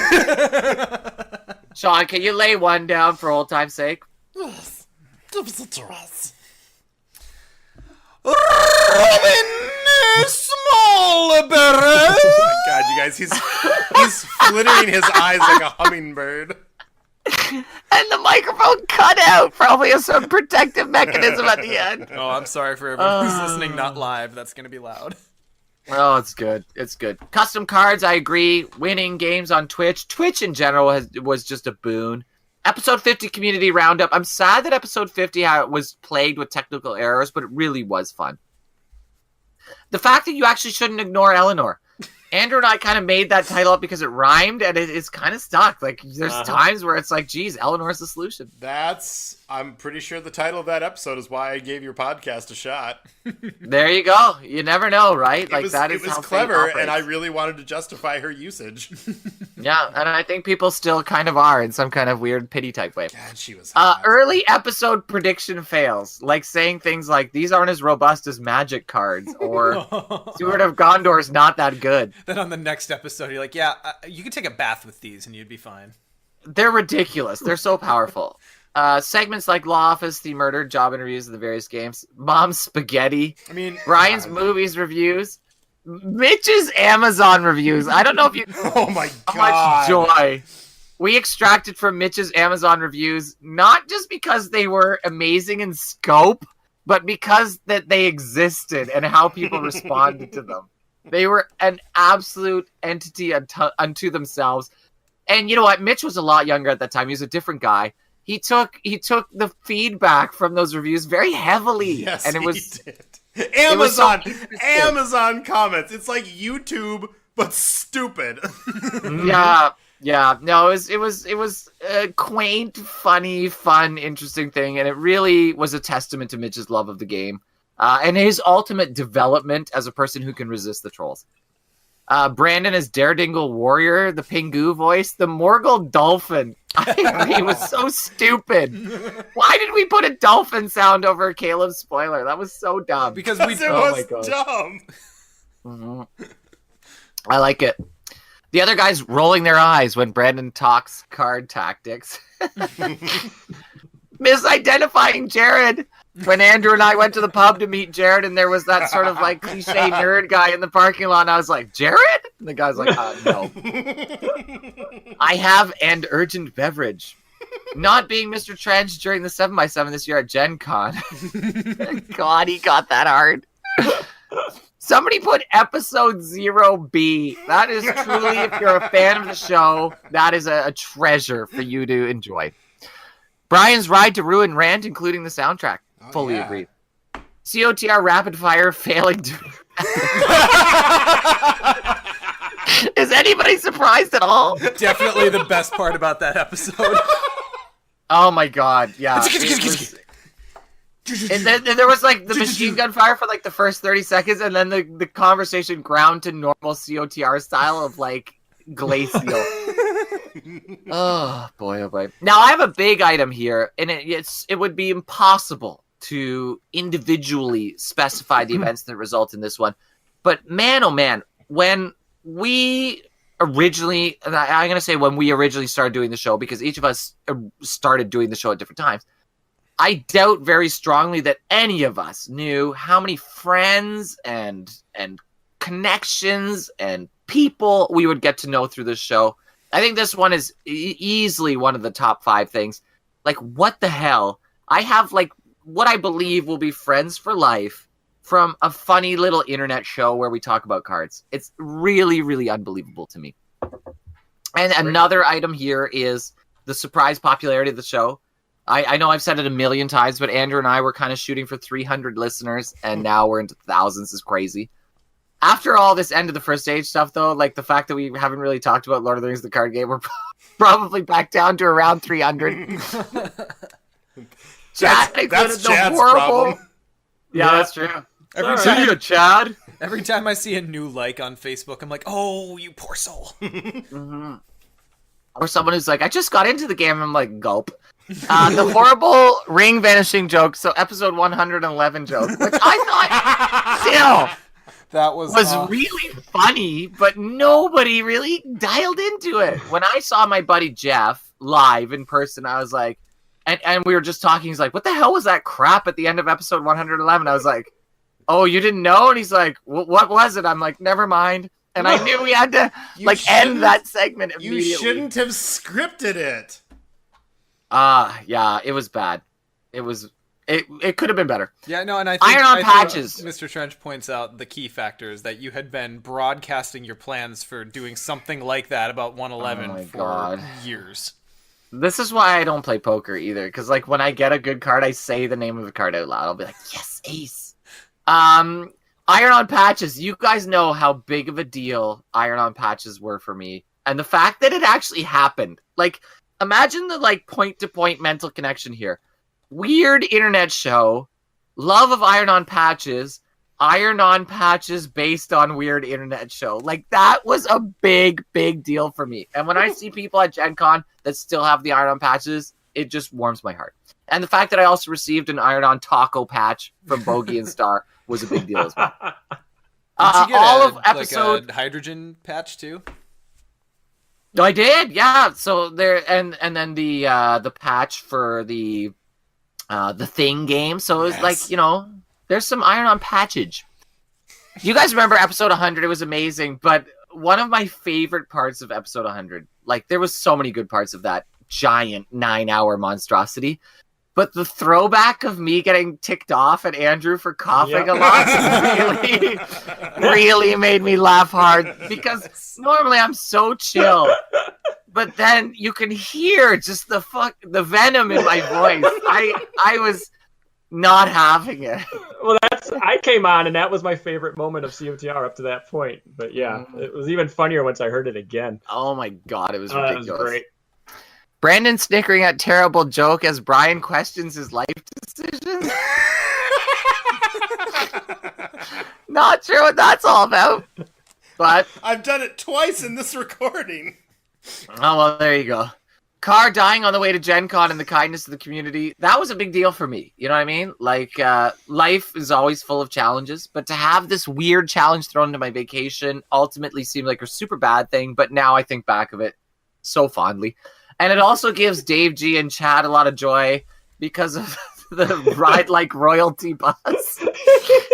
Oh my god. And I also... Such a stupid bus. I know. And I got to meet Rich and Cindy in Fort Wayne, Indiana at the garage. So ultimately, sometimes folks, the tragedies in your life, really there's some kind of silver lining. Do you guys remember when we collaborated with Team Covenant on an episode and sort of they were talking about the things that they do and we talked about the things that we do? And it was a fun episode. Yep. That was my first episode. Yeah, we had Robert. Oh my god, that's right! Yep. That was piece of Shart. Piece of Shart, yes. And Sean is the only one, I believe, that's ever touched one of those Team Covenant tokens. Is that true? Did I not give one of you the other set? I've never got them. No, it must have been Tom. I brought him to Gen Con that year. Sean has 2 sets. Stokes playmat art. It's just amazing. You know what I mean? Like, when you create an idea in your head, so often the idea in your head is greater than the ultimate physical product that's produced. In this case, that concept was completely turned on its head. The vision that I had for this mat, which I know, like, it's not like my independent vision, but what I kind of saw coming out of it was so much lamer than the fantastic playmat that we ended up with. Like, it really, really was good. And, you know, you should never stack individual achievements against each other, but that was certainly one of our most spectacular pieces of swag, without question. Having Caleb, Matt, and Nate on the show each time, individually and all together, was always really, really fun, I think, for us and, of course, the community. And, like, what a boon to have fun guys working on the game. You know what I mean? Like, so easily you could have had, like, introverted, you know, non-personable people. But all 3 of the guys are very unique people, all wonderful people. I've really, really enjoyed talking to them every single time. Yeah. I'd like to tag on honey and duct tape to that. Yeah. And the fact that they rolled with all of our stupidity, like, no problem. It's unbelievable. But it's a testament to the depth of their character that they can handle stupidity without missing a beat. Sean's router, Yep. which is one of my favorite but least favorite things because it's caused us so much trouble. Brian, I don't know if you remember it, but I do. The intense discussions for a couple of episodes, it kind of like there was a epicenter, but there was a few fringy pieces of our discussion of the RoboCop remake movie. Oh my god. And how much It's so bad. I love it. I still love it, and I think you should rewatch it. I did. It's terrible. Let me ask you a question. If you start manipulating a human, if you start transforming a human... Stop. RoboCop. When is the line drawn? When is the line drawn before it becomes more of a man than a machine? The remake should have been made by whoever made the Dread movie. If those people had made the RoboCop movie, it would have been amazing. I feel like every good philosophical discussion should begin with yelling. Agreed. That movie was fantastic. You're wrong! You're wrong! Oh, don't yell. You're out of order.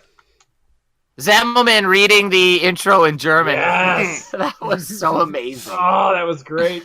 It was so good. Oh my god. And we were going to do an international reading, but it wasn't very long after that we had the FFG tutorial guy who has a name. But everybody knows him as FFG tutorial guy who did our Glenn, intro. isn't it? I believe it's Glenn. Which was like, oh my god, what a special moment for me. You can go back and listen to that, and that is a legitimate moment of joy in a human being's life. And you can just hear it. Like, if you're ever having a glum day and you're like, you know what, the world's too tough, go back and listen to me listen to that for the first time. Mm-hmm. And you'll be like, you know what, everything ultimately is going to be okay. Yep. Every Twitch special celebration ever, and I'm going to say, for the lame holidays, and we all know the lame holidays, St. Patrick's Day, Valentine's Day, New Year's birthday. Eve. January 12th, by the way. All those lame holidays got to get some love, and we provide some love. I hope that I can be part of some of the future lame holiday Twitches, because those were always super, super fun. Scott having a part of it, Parker having a part of it. We've had a lot of different people get involved in those episodes, and it's been a good time. Brian doing his best to never let Brandon say the intro. You know what? I'm going to Control X this next one, and I'm going to put it right to the end. Brian out griefing the grief deck. That wasn't very good. No one really liked that. Perhaps my finest moment. Yeah, no, I think most people thought it was just so-so. Suck it. The quest for new hosts, Brian, you got to admit, for you and me anyways, it was fun looking for new hosts, eh? When we had people put in their audition tapes, and there was interest in people joining the show, it was really an exciting period for us. Yeah? Very exciting. How many did we listen to? I listened to all of them. I did. Liar. No, that's absolutely damn true. I listened to every single audition because you know what? It was a bit of a tough time. We had sort of a rocky ending with Mitch. Yes. And so it was exciting to hear people that were keen and thrilled to become part of the show. Ultimately, it was a therapeutic way to move forward. Fully agree. And it was a good moment for you and I too, because it was a chance for us to do some discussion and some talking and decision making together. So I think ultimately it was a really, really healthy, good thing for the show. And we made great choices. Yeah, I know Chad. Ultimately. Oh, yeah, it's true. We got Chad. But your horse was Sean and my horse was Etienne. Ultimately, Sean had longer lasting power. But we can't blame Etienne for that. His life launched during his hosting. I don't trust the French.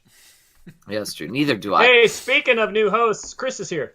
Hey, Chris! Wow. Hi, Chris.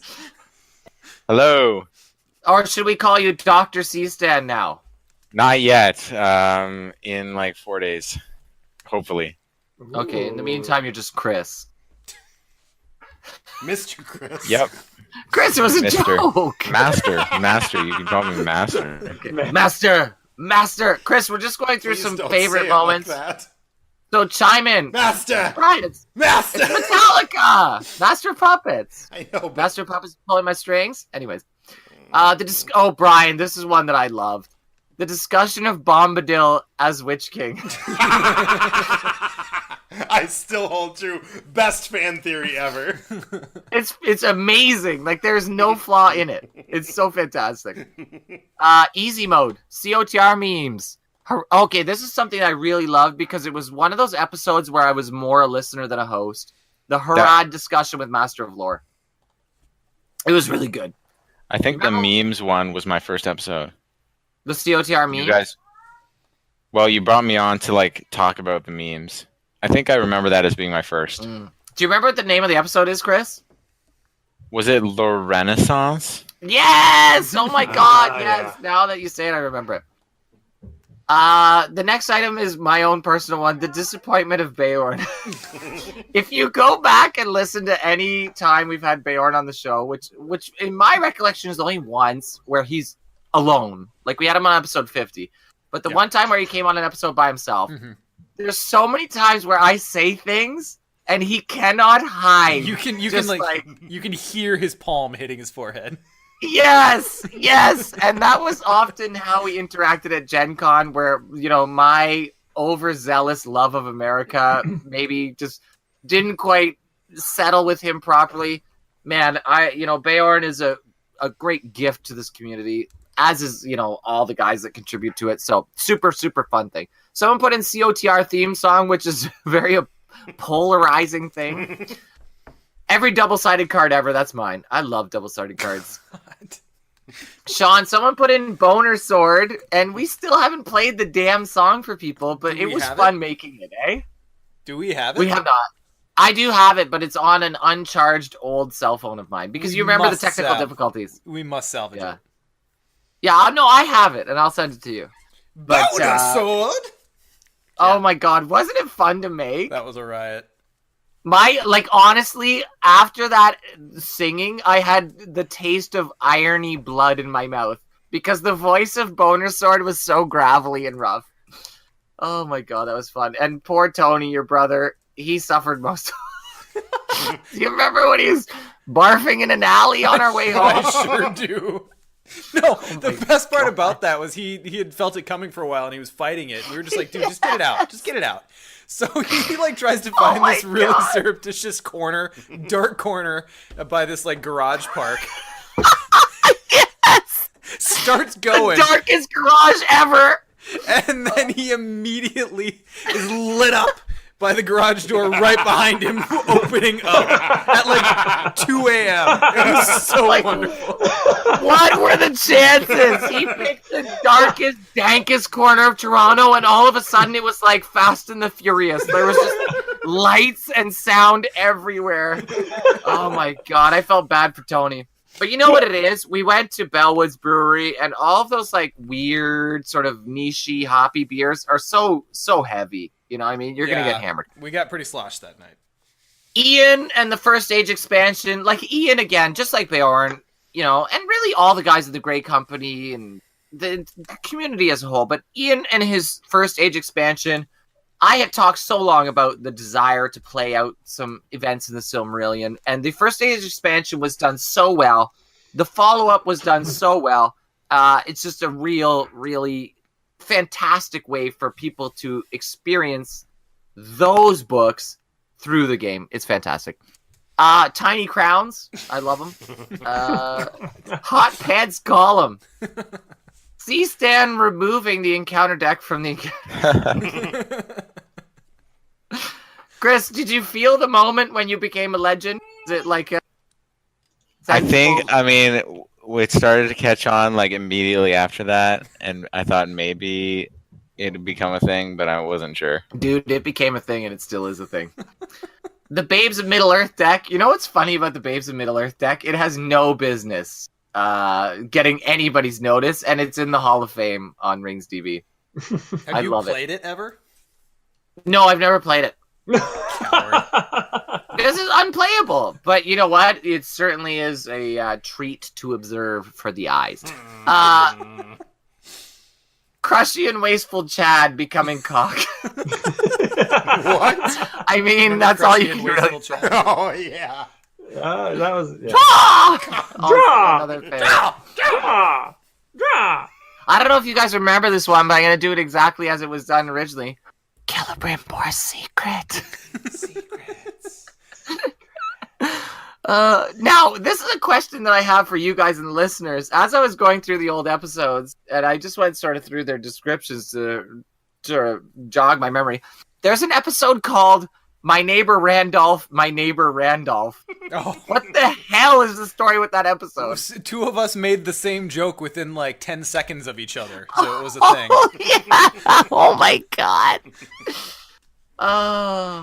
Learning that the best combo in the game is Song of Kings, Sneak Attack, and Gandalf. Oh, my Yeah, Lord. I agree. Folks, the next one is Patreon supporters. Listen, you know what? Like, when we decided to start the Patreon, Sean and Brian can attest to the fact that we talked about it a little bit. You know what I mean? Like, more than we talk about a lot of things on this show. Because Let me know a when lot I of can times- chime in. A lot of times on this show, it's just kind of like, hey, let's do this. Like, we're more like let's try this show. But because money was involved, I thought it would probably be wise to, have a little bit of counsel with the wisest. And I talked to Sean and Brian about it. And their ultimate question was, well, what are we giving these Patreon people? And I was like, well, we're giving them the podcast. You know what I mean? Like, if they want to donate money, they ultimately want to do so because they get the podcast. And they're like, but they get the podcast for free. I'm like, yeah. And they're like, so why would they pay? I'm like, if they want to. And it was this really funny sort of like capitalist, communist, not that I'm a communist, sort of back and forthy piece. And it amused me at any rate. And ultimately, this was one case where I managed to get my way, and we charged. No. I was wondering if you're going to let that slide through. He's been ready to pounce on the microphone. So since he here's the started talking. real history, listeners. We have this discussion. Sean and I end up being the people who are vocally like, because Brandon convinced us. And so Sean and I were like, Yes. let's do it. I think it could be really fun. Let's get this all set up. So Sean and I are all gung-ho and we're ready to give Patreon a shot. And we're sitting here thinking out like, man, what are some of the cool things we can do with the Get money? new microphones. Yeah, we can get new microphones. Imagine the prizes we can make and give out, blah, blah, blah. And then Brandon's like, no, it's money. It's going to get weird. I don't want to do it. Shut it down. And it just stops. The discussion stops. No, I wasn't like, shut it down. I was like, I don't want any, Yeah, okay. So it stopped. So fast forward, 3-4 months, Sean? Something like that? I don't know. It lapsed for a while. Then Brandon sends us all an email. I signed us up for Patreon, so You know what's funny? I'm still podcasting with the same head-destroying piece of garbage headphones that I've podcasted with for 6 years. They're worse. You know what? I think like the actual purchase date was 1991 on these bad boys. And they are so uncomfortable. But you know what? The Patreon thing was, I just got to say, a huge amount of thanks to everybody that contributed on Patreon, because there was a point where, like the cost of the show was stacking up, because as we recorded more episodes, the hosting cost increased from, I think it was like $10 US American dollars a month to like $20 US American dollars a month, which a Canadian is like 190. And then we had to do the domain name. We didn't have to. But we wanted to. We wanted to do a domain name. And then Jared had set the standard for offering swag at listener events. You really Of which- we lost the sugar Of daddy which when he we left. are very appreciative of. We're very appreciative of. That he put his own money, his hard-earned money that he worked for, his blood, sweat, and tears, as a gift to everybody who showed up to the event, and to us as well. So that was so special. But, there was just, it wasn't sustainable once Jared had left the show, because we didn't have the disposable income amongst us to continue with the swag. So ultimately, to continue that piece, we had to start to get some money. But what I'm really thrilled about with the Patreon is, it was intended to enhance the community, and I think we really did a good job in terms of sticking to that mission where we used the money to get some cool stuff made and created for the community. It's gone out to the community. It's helped and encouraged us to continue the show, right? Like it's a special thing when someone's willing to give up some of their money, which is hard earned, for the show. So I really just want the Patreon people to understand how much I appreciate personally their contribution to the show. And I think I can speak for the rest of the hosts and ultimately everybody who attended any of the special listener events or listened to the show. Thank you for your support in keeping the show moving. It really means a lot to us. Now, that said, the way the finances work on the show is our current Patreon has to end. So after this episode, it will be gone and no one will ever be charged for any Patreon content going forward. But there's going to be a second Patreon created, which is going to be a Patreon specifically for the second age. Okay. And we're going to include a link to that in the show notes. So if you want to continue to support the show, if you've listened to the show for a long time and you want to continue to see it be a thing in your life, get out there, click that link, and go on and support the second age. I know it would mean a lot to Chad and Chris, and it really is going to help them in terms of moving things forward. Is there a way, I mean, for people listening to past episodes, they're going to hear the wrong URL. Is there a way we can just erase that Patreon and then apply for the same, what I'm going to do is I'm going to switch the Patreon video just to a link that says click here for the current Patreon page. Oh, smart. Yeah, and so they'll go to the old Patreon page, they'll click the link, and they'll be linked immediately to the second age. Okay. To provide a little context for everyone, because I do feel like that's important. So when we started taking in money, one of the things we were concerned about was taxation of that money, because it gets counted as income against you. And we really didn't want to get taxed on this money. For one thing, it was money you guys were donating, and we wanted to turn it all around, 100% of it, into stuff that would go, feed back into the community. Because the idea was we would take none of it for ourselves. Right, exactly. Like we might do something like buy a new microphone if somebody really needed one, but it was never going to be used. Which we never did, actually. No, I don't think we ever did. It wasn't going to be used for profit. It would have been used to support the show one way or another. And so we didn't want to get taxed, 30% on that. We originally had the discussion of should Brandon declare it on his taxes, but because it was an American corporation, there was going to be the conversion to Canadian, and that we were going to lose more money that way. We're going to lose like 5% on top of what Patreon already takes. And he was still going to get taxed, and Canada taxes are probably slightly higher than the U.S., I would imagine. I don't know Canada taxes probably whatsoever. Depends on your state, but... anyway, so... Province. Comparing it to which state in the U.S., So Sean and I began looking into the possibilities of trying to get licensed as some sort of corporation in which we could turn that money and feed it back into the community and not end up being taxed on it. So we met with business consultants. We met with people at banks. We went to independent strategy meetings about how to get this stuff going, and no one knew what the hell to do with us. We met with a professional accountant. Yes, and no one wanted to charge us any money for these meetings because they were like, "What the hell are you guys doing?" No one knew what a podcast. We had to explain what a podcast was to half of them first. Yeah, that was problem one, but. So at that point, we should have known to just write quietly. So we went through this whole process. Sean, I'm going to put all the credit on Sean here. He's really the one that got everything set up. I was there kind of for the first steps, and then I got so frustrated that I just couldn't do it anymore. But he soldiered on. So we got registered as an official LLC with the state of Minnesota. We have a tax number there is a corporation that exists in the world called Cardboard of the Rings now. And it's actually taxed as a partnership. Yes. Shut up, Sean. God damn it. Hey. According to subsection 3.00 of the tax schedule 3. But what ended up happening is, regardless of all of this stuff, any money that was left over in that account that didn't get used as an expense was considered profit on behalf of the business, and we still had to get it declared as taxes. So we had to declare it for taxation.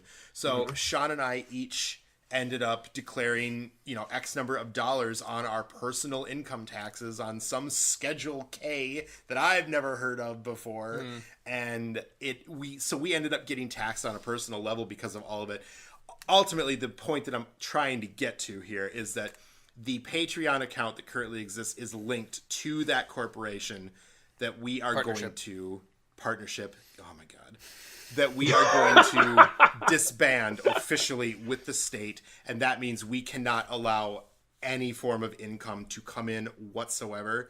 So we aren't going to take any chances at all, and we basically just have to kill the thing off. Yeah, that's basically what it is. It was such a rocky and unsure process the entire time. I need to know that book is closed, or I will not sleep at night. Let's 'Cause make the a IRS custom is tax scary law as hell. quest. Right. My question is more related to can you completely eradicate it from existence so that we could register with Patreon under the same URL? Yeah, quite Well, possibly. you know what? We're going Let's to take figure that out offline. off air. Yeah. Let's continue. Yep. Another special one was Brian and Brandon always sucking on Twitch, and we always did beat. There was never a moment. You remember when we did a Twitch together and we got hardest. lost in the halls, Oh my and God, someone added a funny comment. He means Chatterbait. I swear, no. I came to this podcast via the Progression series, so my first experience with you two specifically was one of the Cardboard of the Rings classic recordings, and God, that moment when you can. What quest were you playing? The one where you get lost in Moria? Yes. Yeah, Foundations of Stone. No. Foundations of Stone. No, is a good Into one. the Pit. Into the Pit has the lost mechanic, right? It's No. Long Dark. Long Dark. Yes. Oh, Long Long Dark. Right. Dark. That's right. Yeah, and oh man, when you guys can't find search cards or pass cards or whatever the hell you're looking for, oh man, that was so fun. And then remember what it all That came down quest to? is just a disaster for everyone. We could have Oh, used. it's I horrible. had that Rohan character in my hand. Yes. There was like an onboard trick. So we an onboard trick. We could have The switched West Road it Traveler. at any time. What was the location that got you? Twisting passages or something. Yeah, that sounds right. Yeah. Yeah. Oh man. Zamelman asked, "Will I ever be on the Great Company?" I did beat Ian at a 7x7 challenge 2 years ago and won the right to host an episode of the Great Company. So, look forward to that. Here's one that you added, Chad. First Yep. Gen Con, including the infamous ping pong comment. What was the infamous ping Do you pong remember comment? this? We were Maybe I don't want to remember it. We were at Granite City, and it's one of those places where there's TVs all over. So depending on where you're sitting, you can see a TV. No one else can. Okay. And Etienne had just said how he was playing ping pong and trying to play competitively, Okay. like on a previous episode. And on the TV, I could see there was two like Olympic style ping pong players just playing a game. Like they were amazing. You know how it is when two great ping pong players play. So I said, "Oh hey, there's Etienne," just to be kind of funny. And you guys all turned to look at the TV, and at that moment, it switched from a zoom-out view of the table to a zoomed-in view of one of the players talking to the camera, and it was like ping pong for the Special Olympics. You Oh remember my this? god, I do not remember that. And No. the guy had Down syndrome. So I said, "Hey, look, it's Etienne." And when you turned and look, it's this picture of a guy God. with Down syndrome, and you guys just all went, like that's not cool. And you looked at me, and Kind of my not face surprised that I don't remember was that. just I probably pure don't white. remember. I was just like, it was so embarrassing. Well, you know what? We had forgotten it, Chad, and now you've brought it up. Oh, So infamous. I remember it. I felt terrible. Somebody added in here the desperate wait for the first adventure pack. God, that was long. man. Imagine doing a podcast. It never ended. Here's one that I didn't know that people enjoyed because it's ultimately one of my favorite moments. The inspirational email about me leaving the show. God, And Brian's God, you reading. ass. Brian's reading of the second quote about the two trees of Valinor dying. Never has my heart soared to higher heights than when he was reading that. Because he didn't really know the characters involved, and he's talking about Ungoliant oozing poison into the heart of the tree. And my idea with that was like, yeah, okay, it's ultimately, it is what it is type email, but I wanted to add such a level of heaviness to it. Such a And Brian knob. reading that made me laugh so goddamn hard. I listened to it like 15 times, and I was killing myself. It was a long bus ride. Only finding the show in the last 2 years, so I wasn't able to talk WCW with Brandon as much as we should.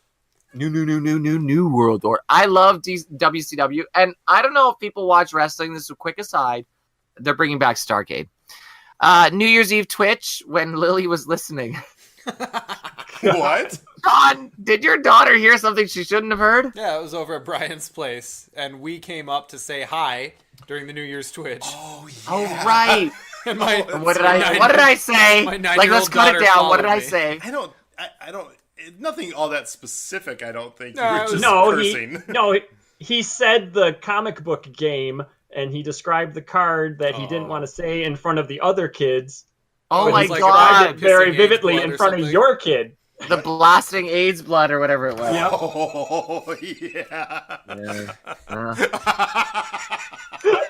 Uncle Brandon has something to tell you. God, is that why she's gotten so morbid lately? Well, that card's fucking funny though. The way she said, "Hi, is funny. Brandon."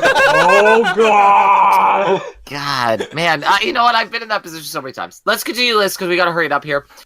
Little Manway. That was a name that just sort of like came into existence and it's so goddamn funny. Chris, what is the name of your son? I didn't even realize like why that was the name. Like I didn't really connect Little Man to that for like a month or so after I heard the it. joke? Like, oh, okay. Little Manway. I've never gotten the joke. I don't actually. You guys haven't read the Silmarillion? No. No one reads. Yeah, it. I mean, I know Manway is a character. Yeah, he's like the leader of the Everyone knows that. Valar. Everyone knows that, says Chris. And Sean and Chad are just saying they don't know it. Sean, do you remember when you did the voice of Sauron on Twitch? Sure do. And we love both agreed that we should never do it again because the magic could be captured. No, it would Oh be my forced. God, that was a good episode, though. Like, I still go back and listen to that. You're always funny. I'm going to tell you that. You're always funny, but that night you were on fire. Like, literally every stupid thing I said, you had some blazingly, blistering, amazing comment to come back to it. It was so goddamn funny. And really, if you listen to the episode, at least 70% of it is me just giggling. Like, I couldn't get myself back under control. Which I episode appreciate Really, it. really good episode. Appreciate the compliment, but it was all the voice changer. You say anything No, in that voice, and it's dude, funny. no, don't even. Like, I didn't number these, but for sure, the Sauron episode is one of my top fives. It What's was the name of the episode? It was a Twitch. It was a Twitch. So it's out on our It was YouTube Twitch, channel. where Sean Oh, ran okay. the encounter deck, and I think I played solo against it. or No, it double was you and fisted. it was you and Etienne. Okay. Yeah, so we played against it, the encounter deck, and Sean ran it, and he was Sauron, and it was so goddamn funny. Do you know what You know the what? YouTube was called?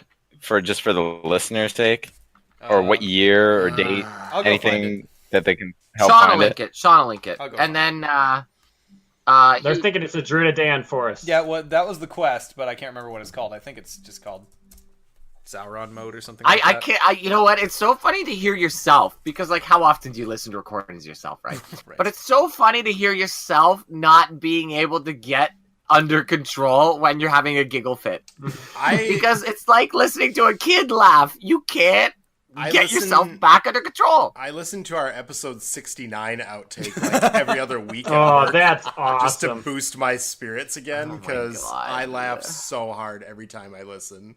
You know what? I'm And with if you you there, ever Brian. That's get to awesome. the point in your life where you're not going to laugh at the fact that 69 is funny, you know what? Just reevaluate because you've gotten too serious about life. Okay, continuing on. Brandon's go. pipe water splashing noises Internet. don't accurately know how to describe it.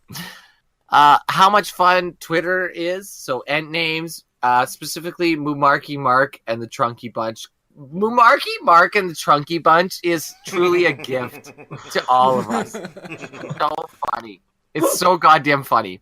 I've actually failed. I've tried to explain it to people because it's so funny. I'm like, oh yeah, do you know Lord of the Rings? And they're like, no. That should stop me right there. But I'm like, wow, there's, these Mumacs and, what? I go on. And they're just like, fucking stop. What am I going to think about in the shower from now on? How is that one of my favorite moments? So many of my good ideas have come from time in the shower. I don't know about you guys, but every single person in this world. Bye, Chad. Are you leaving? What? No, I didn't Oh, type Brewer that. Bears. Okay. Brewer Bears, see you later, bud. But everybody has their own thinking places. You know what I mean? And so many of my thoughts and ideas for the show, I don't know why, always came in the morning while I was in the shower. And so now what am I going to think about? And you know what? As a cast, we've had some really good segments. Like, I know we've all contributed, but when you think about it, some of our sort of like, bits that we've done, they've been really good. They've been really, really good. Family Feud was one that I loved, and I wish we had done more once. Because that was a fun way to bring in the entire community. Mm-hmm. All of Brandon's terrible puns. True. Brian, what was your personal favorite pun segment transition or card transition? Oh my god, there's no way I can remember. Okay, I have my own I was favorite. about to say, no, that's the Brandon thing where he's asking because he has the answer. Gotcha. Please go ahead. Do you remember? Have you watched the movie Inception? I knew it. Yes. When the van falls in the water. Oh my god. Yep, I know what one you're talking about. And if you're a guy in one of the vans that's in the water and you're trying to row it. Rovanian. See, cause you row. The van you're on. Vanny. Oh my god. The Law Office segment, people love that. People like how it was like always hanging out with a bunch of friends, which was always our objective, so I'm glad that people enjoyed that. The C-Stand Legendarium, which didn't last long because Brian would always poop on it. What? There was this point, 2 episodes in a row where, Chris is this like super analytical mind. So I came up with this idea one day in the shower. Chris, I'm thinking about you in the shower. Worry about that as much as you want. And I was thinking about I already assumed it. With this incredible mind. And I created this idea of the C-Stand Legendarium where we were going to credit Chris with doing all these incredible things. You know what I mean? Anyways, it didn't come out right the first time. And then the second time I tried it, you poo-pooed it, and it just killed. It killed the bit. Anyways, you can go back and listen to You're it. welcome. This never happened. What? It is. There's 2 episodes where I talk about the C-Stand Legendarium where you created like the unified theorem of the universe. It didn't succeed either time. Brian becoming the horse whiffer, something I enjoyed. Jared getting pissed off at Brandon's tentacle jokes. And then the next one is Jared's love of tentacles.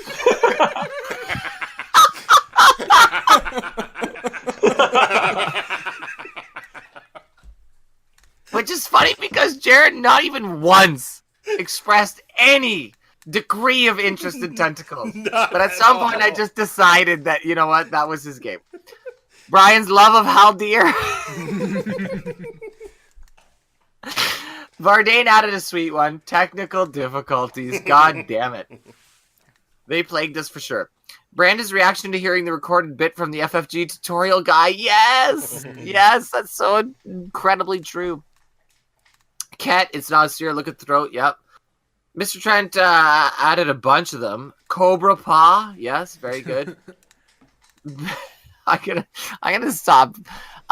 Gen Con Darkrave and the Hobbit Wedding. Oh my god. The Hobbit Wedding is thing of legendary. Brandon talking about food.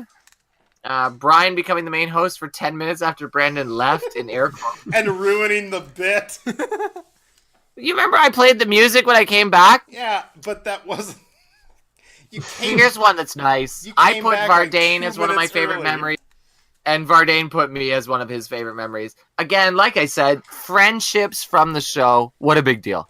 Happy Salmon Assault. Speaking of friends, they come in all sorts of weird ways. You know, Matt Holland and I think Bloodied, closer battered. than ever. Yeah, domestic violence. You know what's funny, though? Like, Not why bad. is it that nobody respects the fact that I got injured, too? You know what I mean? I had contusions on my arm as well. Are you legitimately pulling the you should see the other guy? Brandon's radio voice in early episodes. Yeah. Screw you guys! I want it to sound cool. When I go back is and listen funny. to even the first half of the podcast, you sound like I a love person. radio voice in air quotes. You know what? I felt like there was a certain way you had to sound on All right, audio now today we're going podcast. to talk about these cards. No way I sounded that way. No. Oh, no way. It wasn't so deep and whispery. It wasn't so deep. Nor was it so Canadian. Nor. Oh my god. Oh my Sean's god. accents. God. Sean, do an accent. Read anything that's near you in an Irish and/or Indian and/or what accent that you do. Here, read boy. Stokes Books' last comment. There we go. Okay. Your bruise was smaller than a dime. Oh my god. Sean, you're a glutton for dealing with that stuff, and I appreciate it. There's so many people that have wonderful gifts and they never share them. You always share, and I appreciate that. Well, the trick is I only have a mediocre gift, so. It's so easier. good. Cast reaction to Sap Swallower. Yeah, that was funny. Calvin Ball games. I think that was only one time where the rules started to really get crazy. Pickpocket card. Any of Brandon's childhood stories. Spider-esque. Here's one that really became a thing unintentionally. Which is a living card game. Mm-hmm. Asterix Sharky. Destiny Boosters. Sleazy Mode. You know what? I think that's a thing. Brian's I hate this podcast. That is a good one. Even though it hurts me a little bit every time. Is the game dying? Question mark. The episode 122 intro, which is the... Wait. Yeah, what's that? Today. Is that now? No. That's today. Okay, now people are being funny because That was we're now a in troll. full That was a present. good troll. No, that's good. Keep reading. Mom's spaghetti. Point. Point. Chris, do it again. Point! Yes. It sounds like he's pooping. Everything is awesome about the podcast. Thank you. Hollywood location during the treachery of Router Crest. Yes, oh, I that agree. one. Like that one was. Gonna Hollywood be one was of my so favorites. funny. Yeah, that turned out great. Michael Caine impressions. Go ahead. The hose and the porta-johns. Oh my gosh, yes. Ugh. Face What? full of human feces. Oh my goodness. Wow, in my old jobs, my rough old jobs, I guess I must have talked about it at some point where I used to clean out knocked over porta potties. Started from the bottom, now I'm here. So you gotta do your things in life. Well, that's the sum total of it. Now I'm gonna control X at the bottom here. Oh no, I did control X again. What happens now? Control V. Well, now it's blank. Awesome. It was. It just said It was. the community. Oh no, here it is. Oh my goodness. It was the community. Ultimately, folks, I guess this is the end ish. The biggest thing though, you know what I mean? Like, is the community that's formed around this show. And sometimes, like, ultimately the most satisfying pieces were the parts that didn't even involve the show so much as people that got put together as a result of listening to the show. You know what I mean? Like, that is a super big deal. Like, when, you have ultimately every friendship that came from the show, like, it's crazy to me that it was just a little mustard seed of an idea that sprouted this out. And then the community sort of came together. And in a lot of ways, some people are like, oh, Cardboard the Rings, you created this great community around you. The community created itself and then decided to sort of join us in terms of getting together and promoting this game and the community and all the friendships that have come from it. I've said it a million times. This is the best community on the internet. And Agreed. I dare anybody to dispute that. Who knows what's going to happen in the second age? Maybe Sean's going to start saying that about Mythos Busters. But right now, I'm in a forum for my motorcycle. It's pretty cool. this is the best damn community on the internet of all time.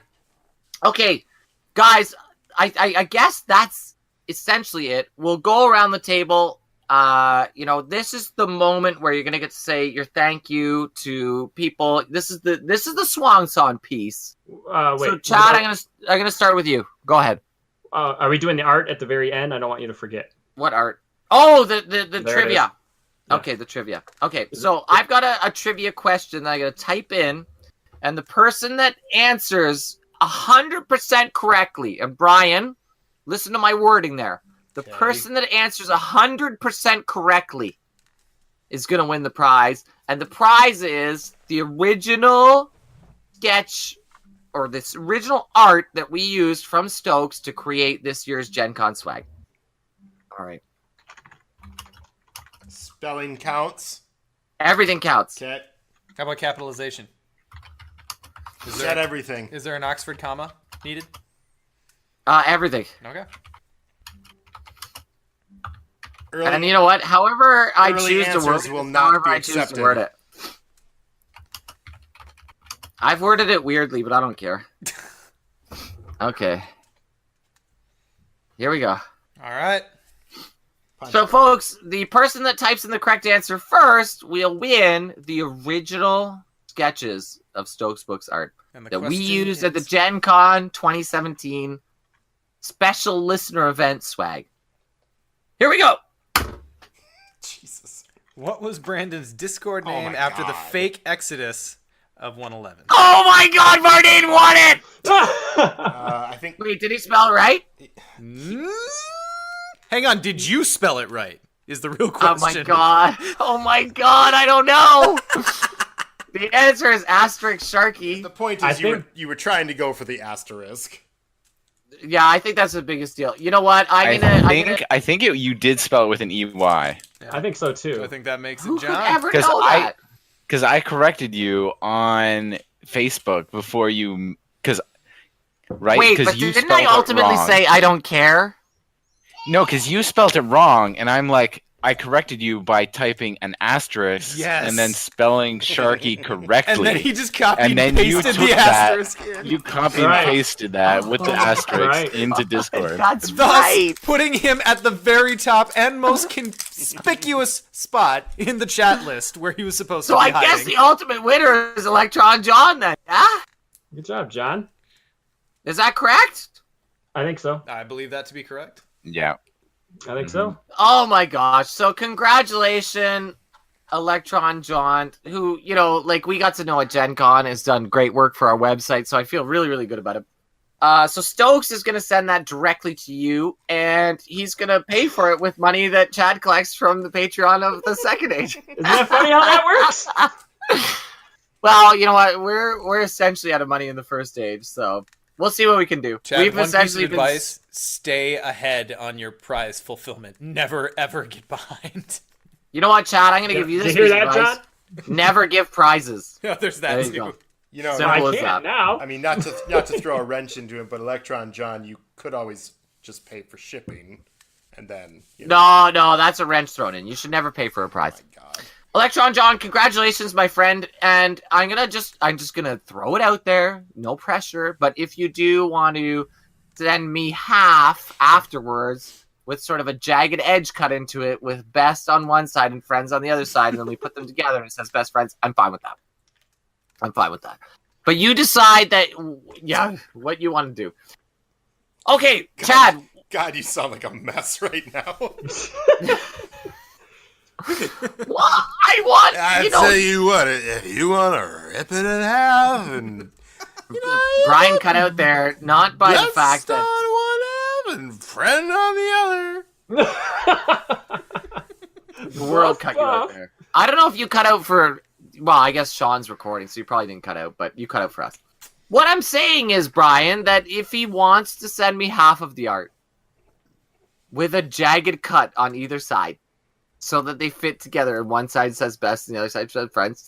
All I'm saying is he could do that. That's all. I'm just presenting an option.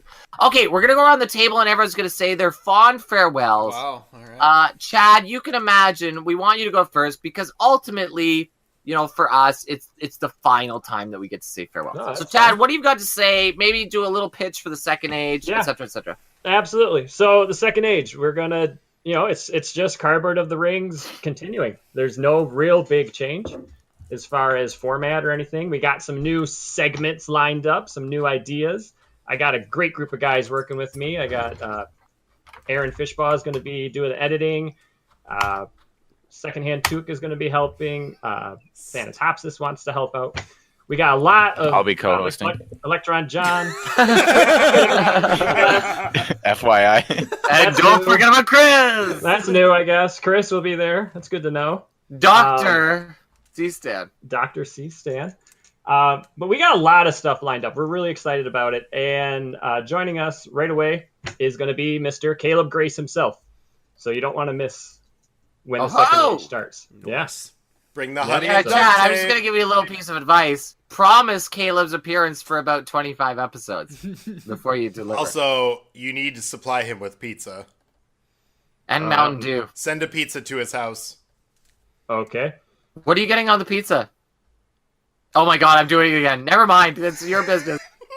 I completely Gold forgot flakes. that this is one of my favorite parts of the podcast. I loved the time when we had him over and we didn't have him over. You guys had him over. We talked about pizza beforehand. He loves pizza. I love pizza. That I actually man- got into a fight with a friend today about pizza. And Caleb is unabashedly like a huge proponent of Mountain Dew. like not in an ironic way. No, Well, that it's man, good. That man lives the stereotype with pride. Oh yeah. Ask Caleb, Chad, when you talk to him, does he like diet root beer? Really? That's all I'm asking you. I don't want no context. I'm not explaining a thing. Seems Just like ask a him good that. use of your time. Yeah, it's what the listeners want to hear. I'll lead with that. That's exciting, though. You're going to start out the gate on the second age right away with the developer, Caleb, who I'm assuming is going to talk about the future of the game? I'll see what he'll say. I mean, I pose the question. We'll see what he says. I'll send you the dolphin sound effect. Thank you, buddy. Yeah, that's key. But yeah, it's going to be great. Lots of community involvement, lots of new segments, and recurring old segments. It'll be a short episode. Caleb to announce the game is dying. It'll be our first and last episode. That's Yeah, right. there you go. Make sure you support us on Patreon. Yeah. Sorry, Electron John. Pledge a lot. Chris, anything from you, sir? Well, I want to say thank you to you guys for reaching out to me and inviting me on the show. It's totally You're changed my, didn't do shit. Sean specifically. Totally changed my experience of the game for the better, and enjoyed being part of this community that for a long time playing this game I wasn't even aware of. So. I'm really thankful for that and for everything you guys have done in continuing over all these years. And I hope we can live up to it in the next Chris, stage. my God, it seems so ridiculous to have you thanking us. Thank you for agreeing to come on the show, my God. And I was talking to Chad the other night. I'm really excited to be a fan of the Second Age show. You know what I mean? Because I think you guys have a ton to offer. I think it's really going to be a tremendously fantastic show. So we appreciate your thanks. I'll speak for Brian and Sean here, but ultimately, dude, thank you for coming on the show. We had heard about your videos and it was just kind of a random reach out and here you are. So I agree. I totally agree. Mm-hmm. Okay, let's it's got to happen at some point, eh, boys? So we'll go in order of most Just recent. Sean, Let's go say first. Reverse seniority. Yeah. Go ahead, Makes Sean. sense. I don't know how else to say it. Goodness. For a second there, I thought you forgot his name. Sean, you're lucky I'm even letting you say farewell. Well, I haven't really prepared anything, and I'm not really good at being funny on the spot. So, genuinely, this has been a great experience. I've always loved these games. I've never gotten so far into the community for any of them as I have for Lord of the Rings, and it's been a fantastic experience. Just start to finish. I mean, this community really is the best. And I think the biggest thing that I got out of this whole thing is I've made a couple of really good, now more than a couple of really good friends through the podcast. There are many people I now play games with and talk with on a regular basis that I never would have met had it not been A, for this game, and B, for the podcast and my getting involved in it. So thank you to both you guys. Well, mostly thank you to Brian for bringing me on. You're welcome. Sean, I didn't protest you being on. You protested enough. You know what? Sean applied late, and I extended the deadline at your behest. He's literally only on the show because he's from Minnesota. Yeah, well, you know what? Sometimes the world works that way. That's right. If I have to take being lucky, I will take being lucky. Yeah, it's not a fair world. So yeah, it's been great. Thank you to you guys. Thank you to everyone in the community who's ever listened, and I'll still be around. I still kick around in the Discord and throw in random comments when I'm not really paying full attention and probably shouldn't be commenting, but I'll be around. So we'll see you guys. Sean, you should at this point plug your other podcast too. I feel like that wouldn't be quite appropriate. Do it. One of the ways I will be around. If you play Arkham Horror or are interested in listening to a podcast about Arkham Horror, at this point I'm still continuing Mythos Busters. We're about to get into the holiday period where our recording is going to slow down, but that's still around as well. So go listen to that if that's of interest. So people can still get their Sean fix. If you need it, it is there. Mm-hmm. Anyway, so genuine thank you to everyone. I'm going to miss this podcast, but... I'm not laughing at your exit, Sean. I'm laughing at Stokes' book saying Arkham Borer. Leave it to Dave to take the piss out of my solemn moment. It's fine. It's funny. Brian! That, Sean. Yes. This is it, pal. Pass. God damn it. Don't you dare. Where to start? I also did not prepare anything, and I really should have. No, because how can you prepare? You can't prepare for very this, easily. so I'm a very good writer. So I jumped on episode 9, right? 9 or 10? Yeah, number 9. So I have been doing this since that had to be 2011, I believe. Mm-hmm. This has been a definitive element of my life for 6 years. I mean, I've known this podcast and the people that I have met longer than I have known my wife. Several of my close friends in life that I currently attribute. I include all of you guys, of course, but namely, I think Sean and I have become very close just due to our proximity. Brandon, obviously, we've known each other slightly longer than I would have been on the podcast, I would argue, but it has been a huge, huge part of my life, and there's no way to fully envelop everything that meant. I came into this experience because I think I've told the story that Lord of the Rings is what broke me into hobby gaming and this type of community at large. I went through waves of, hating what these types of games were because they were so expensive and they were complicated. And every time those doubts entered my mind, I would come back to this community and find myself reinvigorated by how awesome people were. Everyone wanted to help. Everyone wanted to help you learn. And when I didn't want to build my own deck, somebody was always there to help me build one. All of that kind of stuff. So you guys are the reason that I am into gaming. I say you guys as in the community at large. I would not know the world that I currently get to live in now if it were not for you guys. And that's huge. I mean, it's definitive. That's the word that it really comes to. But so much in my life has changed since I started on this show. I mean, I've switched jobs. I got married. I went through a very difficult, very, very difficult period in my life with my job. And you've grown a bitchin' beard. I did grow a beard thanks to Sean. Sean's encouragement brought me a beard.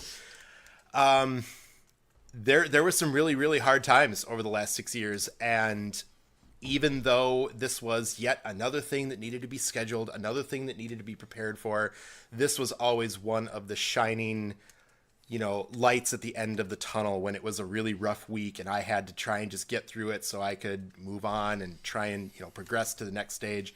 You guys were always there. I'll say that you guys is very, very specific, of course, to the hosts. It certainly extends to the community, but you guys were there to help carry me through that. And that's something that I will never forgive and never forget, obviously. And not forgive. I won't forgive it either, but you guys know what I mean. Forgive me, Brian. God damn it. I'll never forgive the other people who caused me such strife is perhaps what I should be saying. Sure. But again, yeah. This community and this podcast has always been there for me, both with the funny stuff and the sad stuff. And as Brandon said, as Sean said, I have made friends that I will never forget. I mean, Sean, I would have never gotten to know you had we not received a random email from you because you wanted to be on the show and you were the officiant at my wedding. Brandon, I'm not trying to guilt you. You were unable to make it to my wedding. I understand. You have a family now. You have very big responsibilities. Yeah. That's a big We financial. tried. It's a financial burden. I'm not trying to guilt you whatsoever, but your no RSVP was one of the sadder ones that I had to put into my list. And, I thought I had emailed you. well, you did. I was trying to give everyone else a little bit more, I was trying to give you more credit with the community here, but Oh, okay. the point is you're one of the people I really, really would have wanted there. Again, I'll totally understand why you couldn't make it, but these are friendships that I have, established for life. They're not going anywhere. I hope to remain active within the community to the degree that I can. I'm obviously aware that my involvement with the game kind of hampered that for a while and still does to some degree. I mean, it's tough. It's ultimately not a game that ended up having the staying power that I needed. But again, you guys are the reason that I'm still a part of any of these communities. You're the reason I'm not sitting down and playing video games all day. I'm actually out there seeking out new board games and new experiences with people that I can play this stuff with. And I have all of you to thank for that, as well as for some of the happiest memories that I got to experience over the last 6 years. So this community is top notch. I hope that we see the same involvement and the same positive attitudes that you guys have all had as Chad and Chris progress into the second age of the podcast. And I hope you guys even bring it up to a new level. But thank you all for being a part of it. Thank you especially to Sean and Brandon for being such an important part. Thanks, of course, to Chad and Chris and everyone else who's been there. But when I really look back over the last 6 years, it's Sean and Brandon whose names are kind of going to ring the loudest for me. So thank you to the two of you. Thank you to everyone else who's been involved in the show. And you'll hear more from me, I promise. Well, thank you too, B. You know what I mean? Like, it's hard not to get thanked by somebody and then, not say thank you. But like, it's a weird, special thing, is it not? Mm-hmm. Yeah, it's hard to put it into words exactly because. Anyways, I guess I better do my thing, yeah? Yeah. I should wrap it up. Oy. Okay, you know what? The one thing I'm going to do is I'm not going to wrap myself. So if people, are like, oh, okay, well, I get this melodrama, it's over, then, off you go. But I'm going to take my time here. Because you got to imagine that it's hard to believe that, you can be the part of the genesis of something so special. And, maybe I'm going to get to the end of the whole speech here, but for heaven's sakes, people, if you ever feel passionate about something, if you ever feel the urge to do something, go out and try it. When I was listening to podcasts, and I was just a listener, my favorite podcast, and I've mentioned this, I think it was episode 100, was Limited Resources. And it was just, it was about magic, and it was a good show, but ultimately, even if I continue to listen to it, and I've stopped playing Magic in a serious way, it was about, like, the fact that these dudes were kind of interesting and a part of my life. And so I thought to myself, well, why don't I get a podcast rolling? And you gotta be a little bit strategic when you're starting a show. And when I was at Gen Con and I found out that there was going to be a Lord of the Rings card game. As a huge fan of Lord of the Rings, I was like, here we go. Like, now is the time. So everybody knows that maybe I struck when the iron wasn't quite hot enough, because some of our first episodes were a little bit off the mark and pretty brutal. But you know what? Like, the moment was then, and it was a great time to get into doing the show, and you know, I didn't really have a plan for it. I didn't really have a vision for where it was going, but I just got started. And so that's a message that I'll deliver to everybody in this community. Get going. Like, if you really want to do something, get going on a project that you're excited and you're interested in. I started out with Andrew, and, you know, you guys know, and we're in this position now, that life gets busy, so he had to leave the show, which ultimately was a bad thing. But I think what you're going to see here, again, is that, you know, just like when a forest burns down, most people wouldn't be like, all right, the forest is burning down. But it's all part of succession, right? It's a chance for new trees to grow and new seeds to do their thing. So this is an exciting chance for Chad and Chris and all the other collaborators that they have and members of the community to get involved in the show. You know, and going back, now we're going to go back here. Getting Brian and Mitch on the show was so exciting to me. And I'm going to, like, reveal Andrew, but he was so not down with having new people join the show. Brian, you must know that. Oh, yeah. Yeah.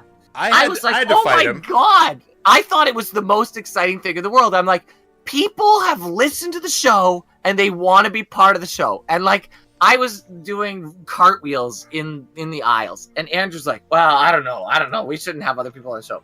But I'm so glad that, you know, in this case, I stuck to my guns. And, well, I stick to my guns a lot of time. But I was like, let's have him on the show.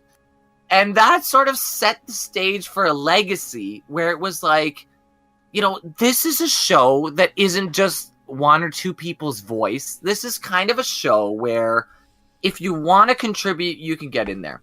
And I remember when there was, like, I can't even remember the name, and I apologize to the guys that started the show, but there was another podcast that started about Lord of the Rings, the card game. And originally, you know, there was that knee-jerk reaction to, like, destroy them. You know what I mean? Like, let's win the podcast war. It's called the Great Company. No, I believe that was the Fellowship of the Cards. I'll get to the Great Company. I'll get to them. But there was another show that started, and ultimately the decision was, well, let's promote them. You know what I mean? Are you let's talking about Fellowship of the Cards? That's it. Yeah. As soon as you said the name, I realized that was the name. And there was some elements of that show that I absolutely loved. Mm-hmm. Like, their introductions were really whimsical, and it was a good show. And ultimately, we were like, okay, you know what? Let's not go into this, like, kill attitude. Let's celebrate this community. And that kind of set the stage for, I think, the greatest strength of the show, where it was like, let's be this voice that espouses the goodness that is happening in this community.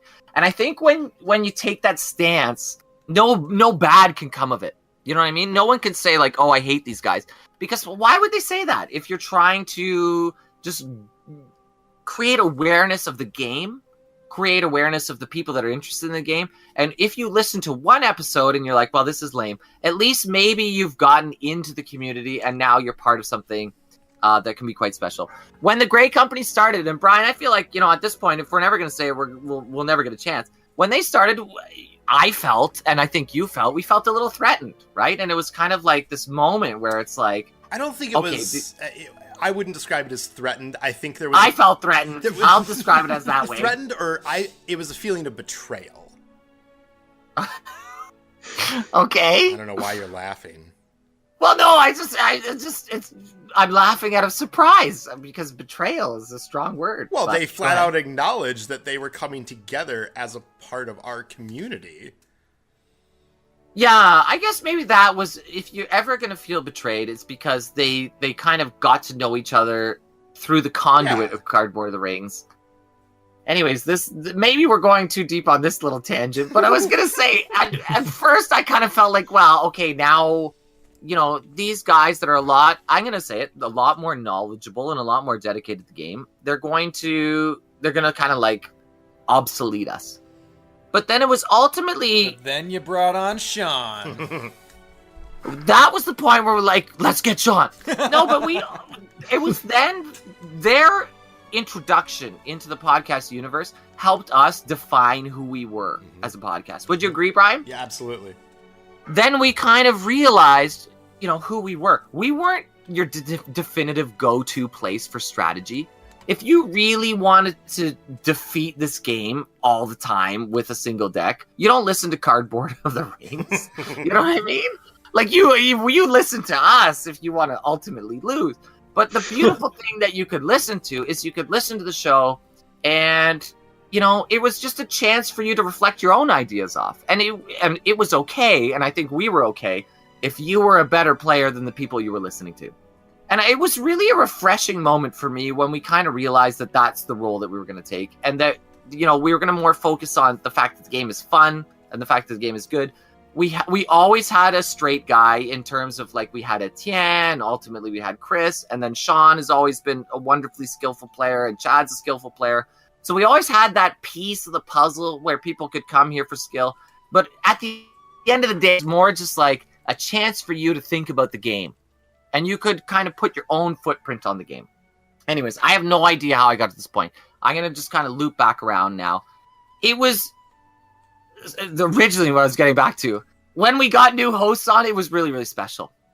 When we got Mitch on the show, and I know the whole thing with Mitch ended poorly, but I got to say this for me, and I can't speak for Mitch, but that was kind of like an important growth moment for me, where there was some friction, there was some complications, and there was nobody else involved. Like, I couldn't go to a boss, or I couldn't go to somebody else to sort of say, this is what he's done. I had to deal with it myself. And it was an exciting opportunity for me to sort of, even though I was old then, but it was an exciting opportunity to put on the adult pants and try to deal with it.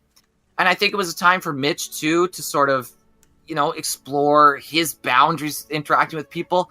Ultimately, what I'm trying to say is I learned a lot from the dealings with Mitch in terms of dealing with people and dealing with businesses, even though it's not a business, and just kind of like there were some good lessons learned.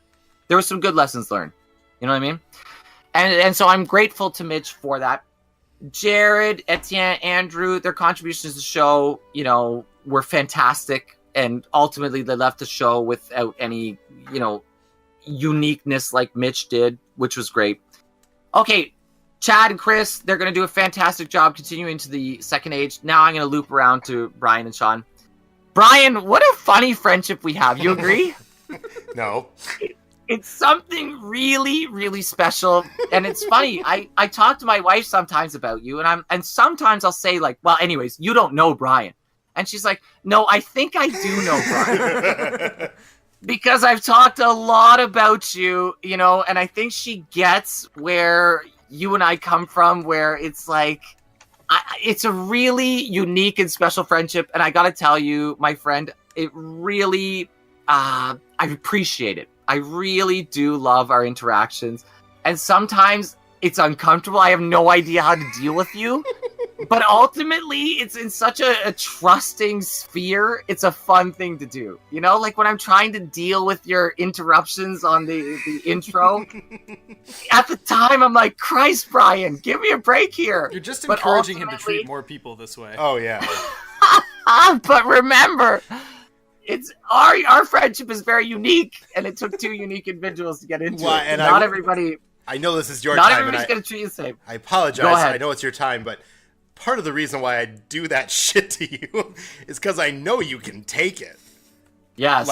And that's important, right? Yeah. Oh, yeah. I would never do that to other people because other people are not going to respond well to that. But your ability to take shit like that and bounce back is not only incredibly infuriating to me, but I love to study it because I have tried to emulate you when other people try and do that crap to me. So you have become my role model. Well, you know what? It's hard to sort of position other life experiences to somebody chewing on chips when you're trying to introduce a podcast. But you know what, B? I can speak for myself, and I don't know if I can speak for you. But like when we see each other at Gen Con, it really is one of those special kind of life connections that you don't make very often. Where there is that level of trust, where it's like, you know what, go ahead and live it up a little bit at my expense because I'm going to be fine. Because we know at the end of the day we're both on the same page, and there's been some times, and specifically, this is all out on the table now. He's about to throw me under the bus. No, I'm not. When Mitch left the show, that was tough.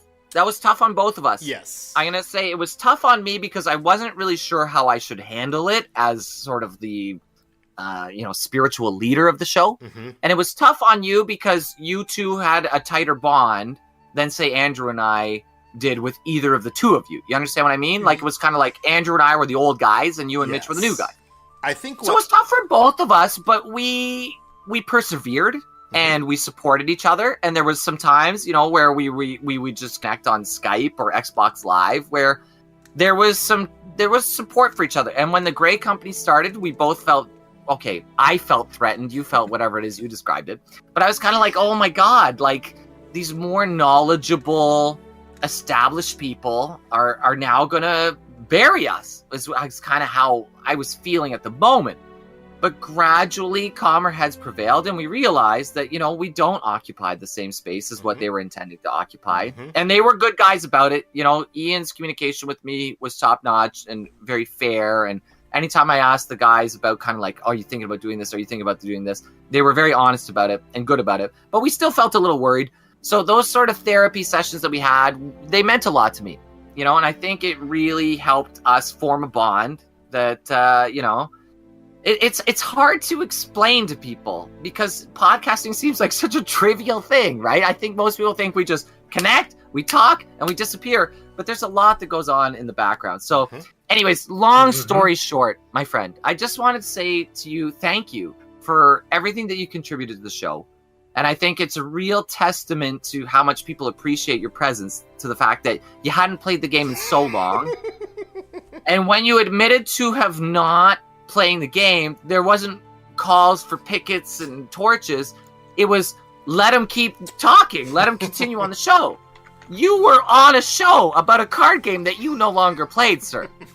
And I think there's no greater compliment that you can receive than people saying, I'm still wanting to hear what this guy says about a topic of which he has nothing that he knows what he's talking about, so that's a really, as awful as it sounds, it's a really special thing because your contribution and our contribution wasn't strategy. It wasn't, it was nothing more than we're members of this community. We're a bunch of friends, and we want to share an experience together.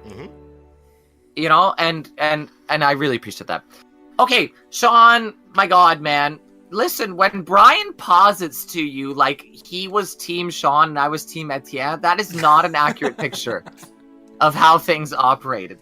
I was like, Etienne should be in because he was a friend of mine and he had met the criterion of the application process like lightning. You know what I mean? You were now here's something interesting, Brian. I think it tells you a lot about us. I don't think we've ever talked about how I mechanically came on the show before. Maybe not. And you know what? How I remember it is probably wrong. But anyways, Etienne was the very first person to apply with the two elements. One was a recording and one was a written piece, who I chose. And Sean was the very last person to apply. Actually, after the deadline. Late. who Brian chose. So I think that tells you a lot about our personalities. But Sean, I gotta tell you, I appreciate everything you've done on the show here, my friend. Like, I know to your role on the show is not easy. You know what I mean? Because your role is tough. You have to be fun and funny, but you also have to be smart and knowledgeable about the game. You have to be quick-witted and good times enough to keep us flowing, but you also need to be able to be sharp enough on the edge to keep things moving. And you've done it so tremendously well. And I think you just have a great on-air presence that a lot of people appreciate. I remember we were at a special listener event, and I don't know who it was, but whoever they were, thank you for doing it. Somebody pulled you aside, and I was within earshot, and they gave you a really heartfelt thanks for your contribution to the show. And it was like so much better than anything that I could put together because it would sound so contrived. But it was everything that I felt. It was Ryan who's in our chat right now. Well, anyways, good on that person because I was like, yes, like, you have gelled so well and you have really been such an important part of the show for so long. For me to encapsulate what you mean to the show would sound too businessy. So to hear a listener say it, you know what I mean, was exactly the right way to say it. It's just been such a pleasure to work with all of you, Sean. It's been a joy, and I'm so glad. I gotta tell you, when you first told me you were starting Mythos Busters, I'm only human. I was like, oh, he's leaving Cardboard the Rings to join another show? Like, what are we not providing here? You know what I mean? Like, I kind of felt like a feeling the of mom. Betrayal, perhaps? Brian, what's with you and betrayal? No, I was feeling the mom who's always like, go out and get married. And then when you go out and get married, I'm like, she's not good enough for you. That's pretty accurate. I didn't want it all of a sudden. I was like, I want everything for Sean. And then it's like, no, he's my Sean. But anyways, I'm so glad that you've decided to continue because you're so listenable. You're so relatable. And I think it's really something that the community can enjoy. Even if they don't play Arkham Horror, they can go on and listen to Mythos Busters to just, that's the nature of podcasts. I listen to, like I said, I continue to listen to magic shows I don't listen to anymore because it's more about the connections with the people. So I'm really excited that people can continue that connection with you. Anyways, long story short, I just want to say thank you to the co-hosts that have contributed to this because when I started, I was like, well, this is some ridiculous thing. And I was just like, hey, Andrew, who was nearby at the time. I'm like, let's do this. So it was really cool to have Andrew as part of it, but then ultimately cool to have people who were like, hey, I feel equally or more passionate about this. I'm going to join the show. And man, oh man, I'm really glad that we ultimately had people join the show. So thank you. And You're then welcome. Getting to the community, man, like what can I even say? I've said so many times that it's the best community on the internet. And like, I mean that from the bottom of my heart. There's been so many times where we've released episodes and you guys know, sometimes, we finish an episode and as soon as we finish recording, I type into the chat. It doesn't happen often, but once in a while I'll be like, I'm not sure how good that one was. Like I get a little bit nervous that, we were too off topic or too on topic or whatever my particular worry is at that moment. Oh man. But my first 5 episodes, I kept myself awake at night. Like, God, was that joke too late? Like, God, why did I talk about that? Just like, I feel like that's that's just part of the beast. And it's tough, and it's so tough. And every person in the whole world is their own worst critic, which again, like I think I've learned so many lessons from doing this show. Where it's like, if you go out and do something, it's better than something that's not done. And no matter what criticism you receive, that's not necessarily evil criticism. Like, there's always ignorable criticism that's not real criticism, like you're losers or, you sound like losers or whatever. But losers is my word for tonight. But ultimately, if people said, like, you've gone off topic for too long, that's valuable feedback. And, I think in the internet age, because people are hidden behind keyboards, they can be so venomous that people have gotten scared of criticism a little bit. But you know what? If you can look at criticism in a tempered way, where you can read what people are saying but ignore the trolls. If you ever have an endeavor on the internet, that's an important piece of advice. If a genuine fan is giving you a piece of advice, follow it. But if somebody is just hating on you for the sake of whatever they're dealing with, ignore it. But you know what? Criticism is super valuable and has been super valuable on this show. And there were times where I was like, oh, let's dial in on just the Lord of the Rings content. But there was always a comment or two where people were like, you know what? I listened to it for the offside topics, the So we ultimately decided, you know what, let's follow our path and let's take our path. And we didn't let the trolls eat us alive. But this community is so, like, how is it that there's so few trolls in this community? How is it possible? Well, I think Explain we've it to gotten pretty good at ignoring them. And to kind of hop on what you were saying, I think the biggest part about my experience with this game, and I can butter your guys' balls a little bit here because I listened to the show for a long time before I ever Done and joined done, it. my friend. Oh yeah, Do it. hand me that ball gag. It's actually margarine. And honey. So, I mean, yeah, that you guys have always done such a great job of cultivating that feel of just sitting around talking with friends about something you're passionate about. And as a listener to the podcast, I feel like podcasting as a medium is so unbelievably intimate. And Yes. at a certain point, at least all the podcasts I listen to, and this one first and foremost when I was a listener, like at a certain point you just buy into the people who are doing it, and it's not it becomes that piece of it just being kind of vicarious friends with the people who are doing the podcast kind of becomes a big part. And yeah, and I think just the community that surrounds that kind of vibe, just how can it not be good? Mm-hmm. It's so true. It's so true. And I think when you kind of start from that point, it's a good place to be at. You know, like where it's just like, hey, we're this community, get involved as you want. I don't know, it's some kind of magic. Is the Mythos Busters community the same way, Sean? It's a good community. Good. It is yet young, so I can't confirm everything about it, but it's got a good start. They suck. Yeah.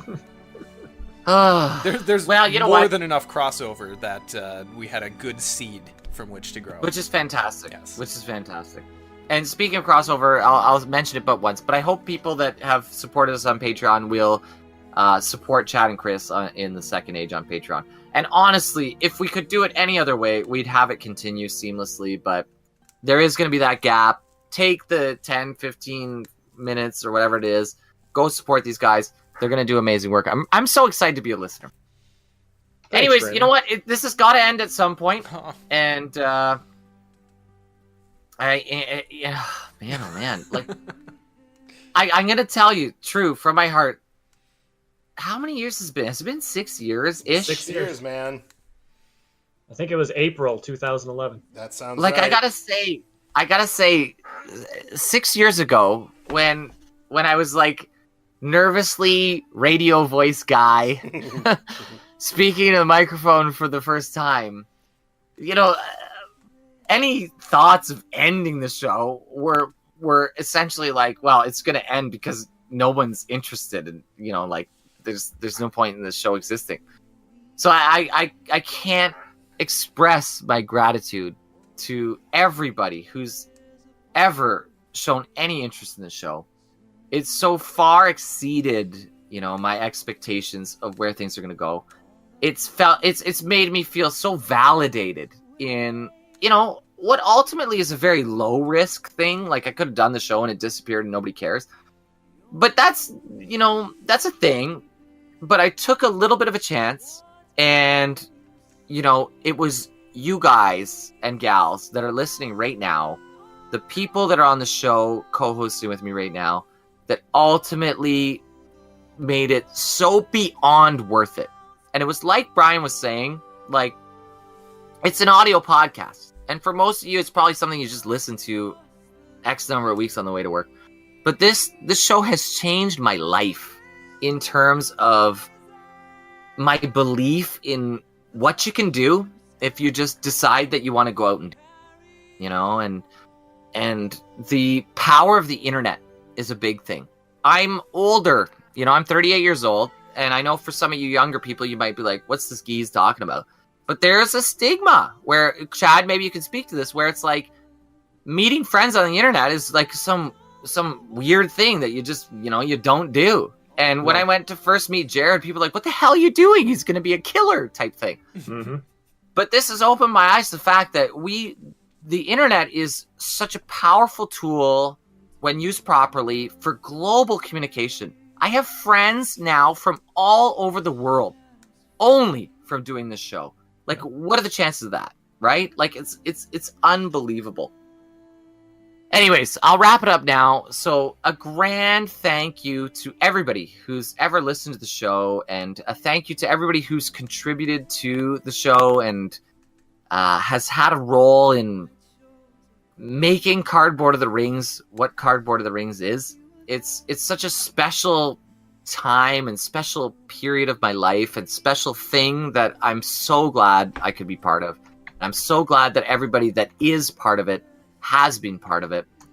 I'm really excited to transition into becoming a fan, and I don't know if people wonder what I'm thinking about the Second Age, but I've got to tell you, it is such a tremendous honor to have, an idea that I had that has taken a life of its own, and people are willing to continue to share that vision. It means so much to me, and I am so happy and excited and ready to support Chad and Chris in continuing Cardboard of the Rings. Like, I can't even believe it.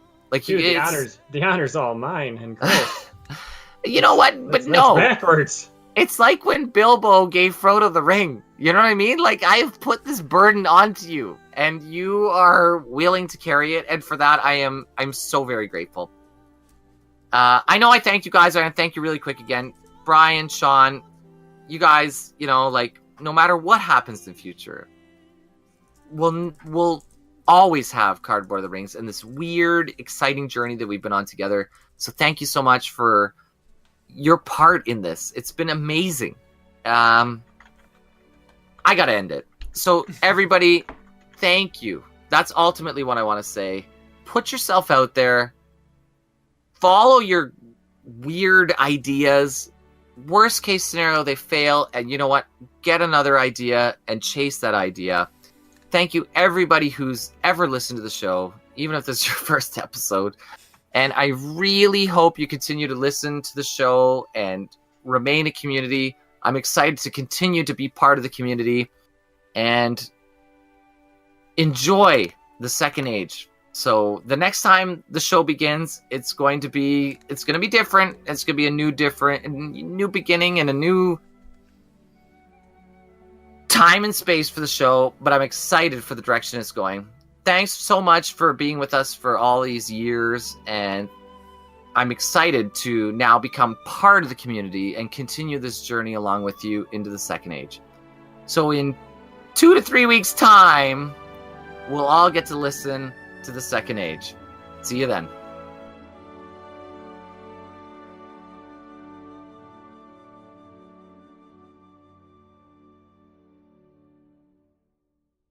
Right? What else are you gonna say? You did good, man.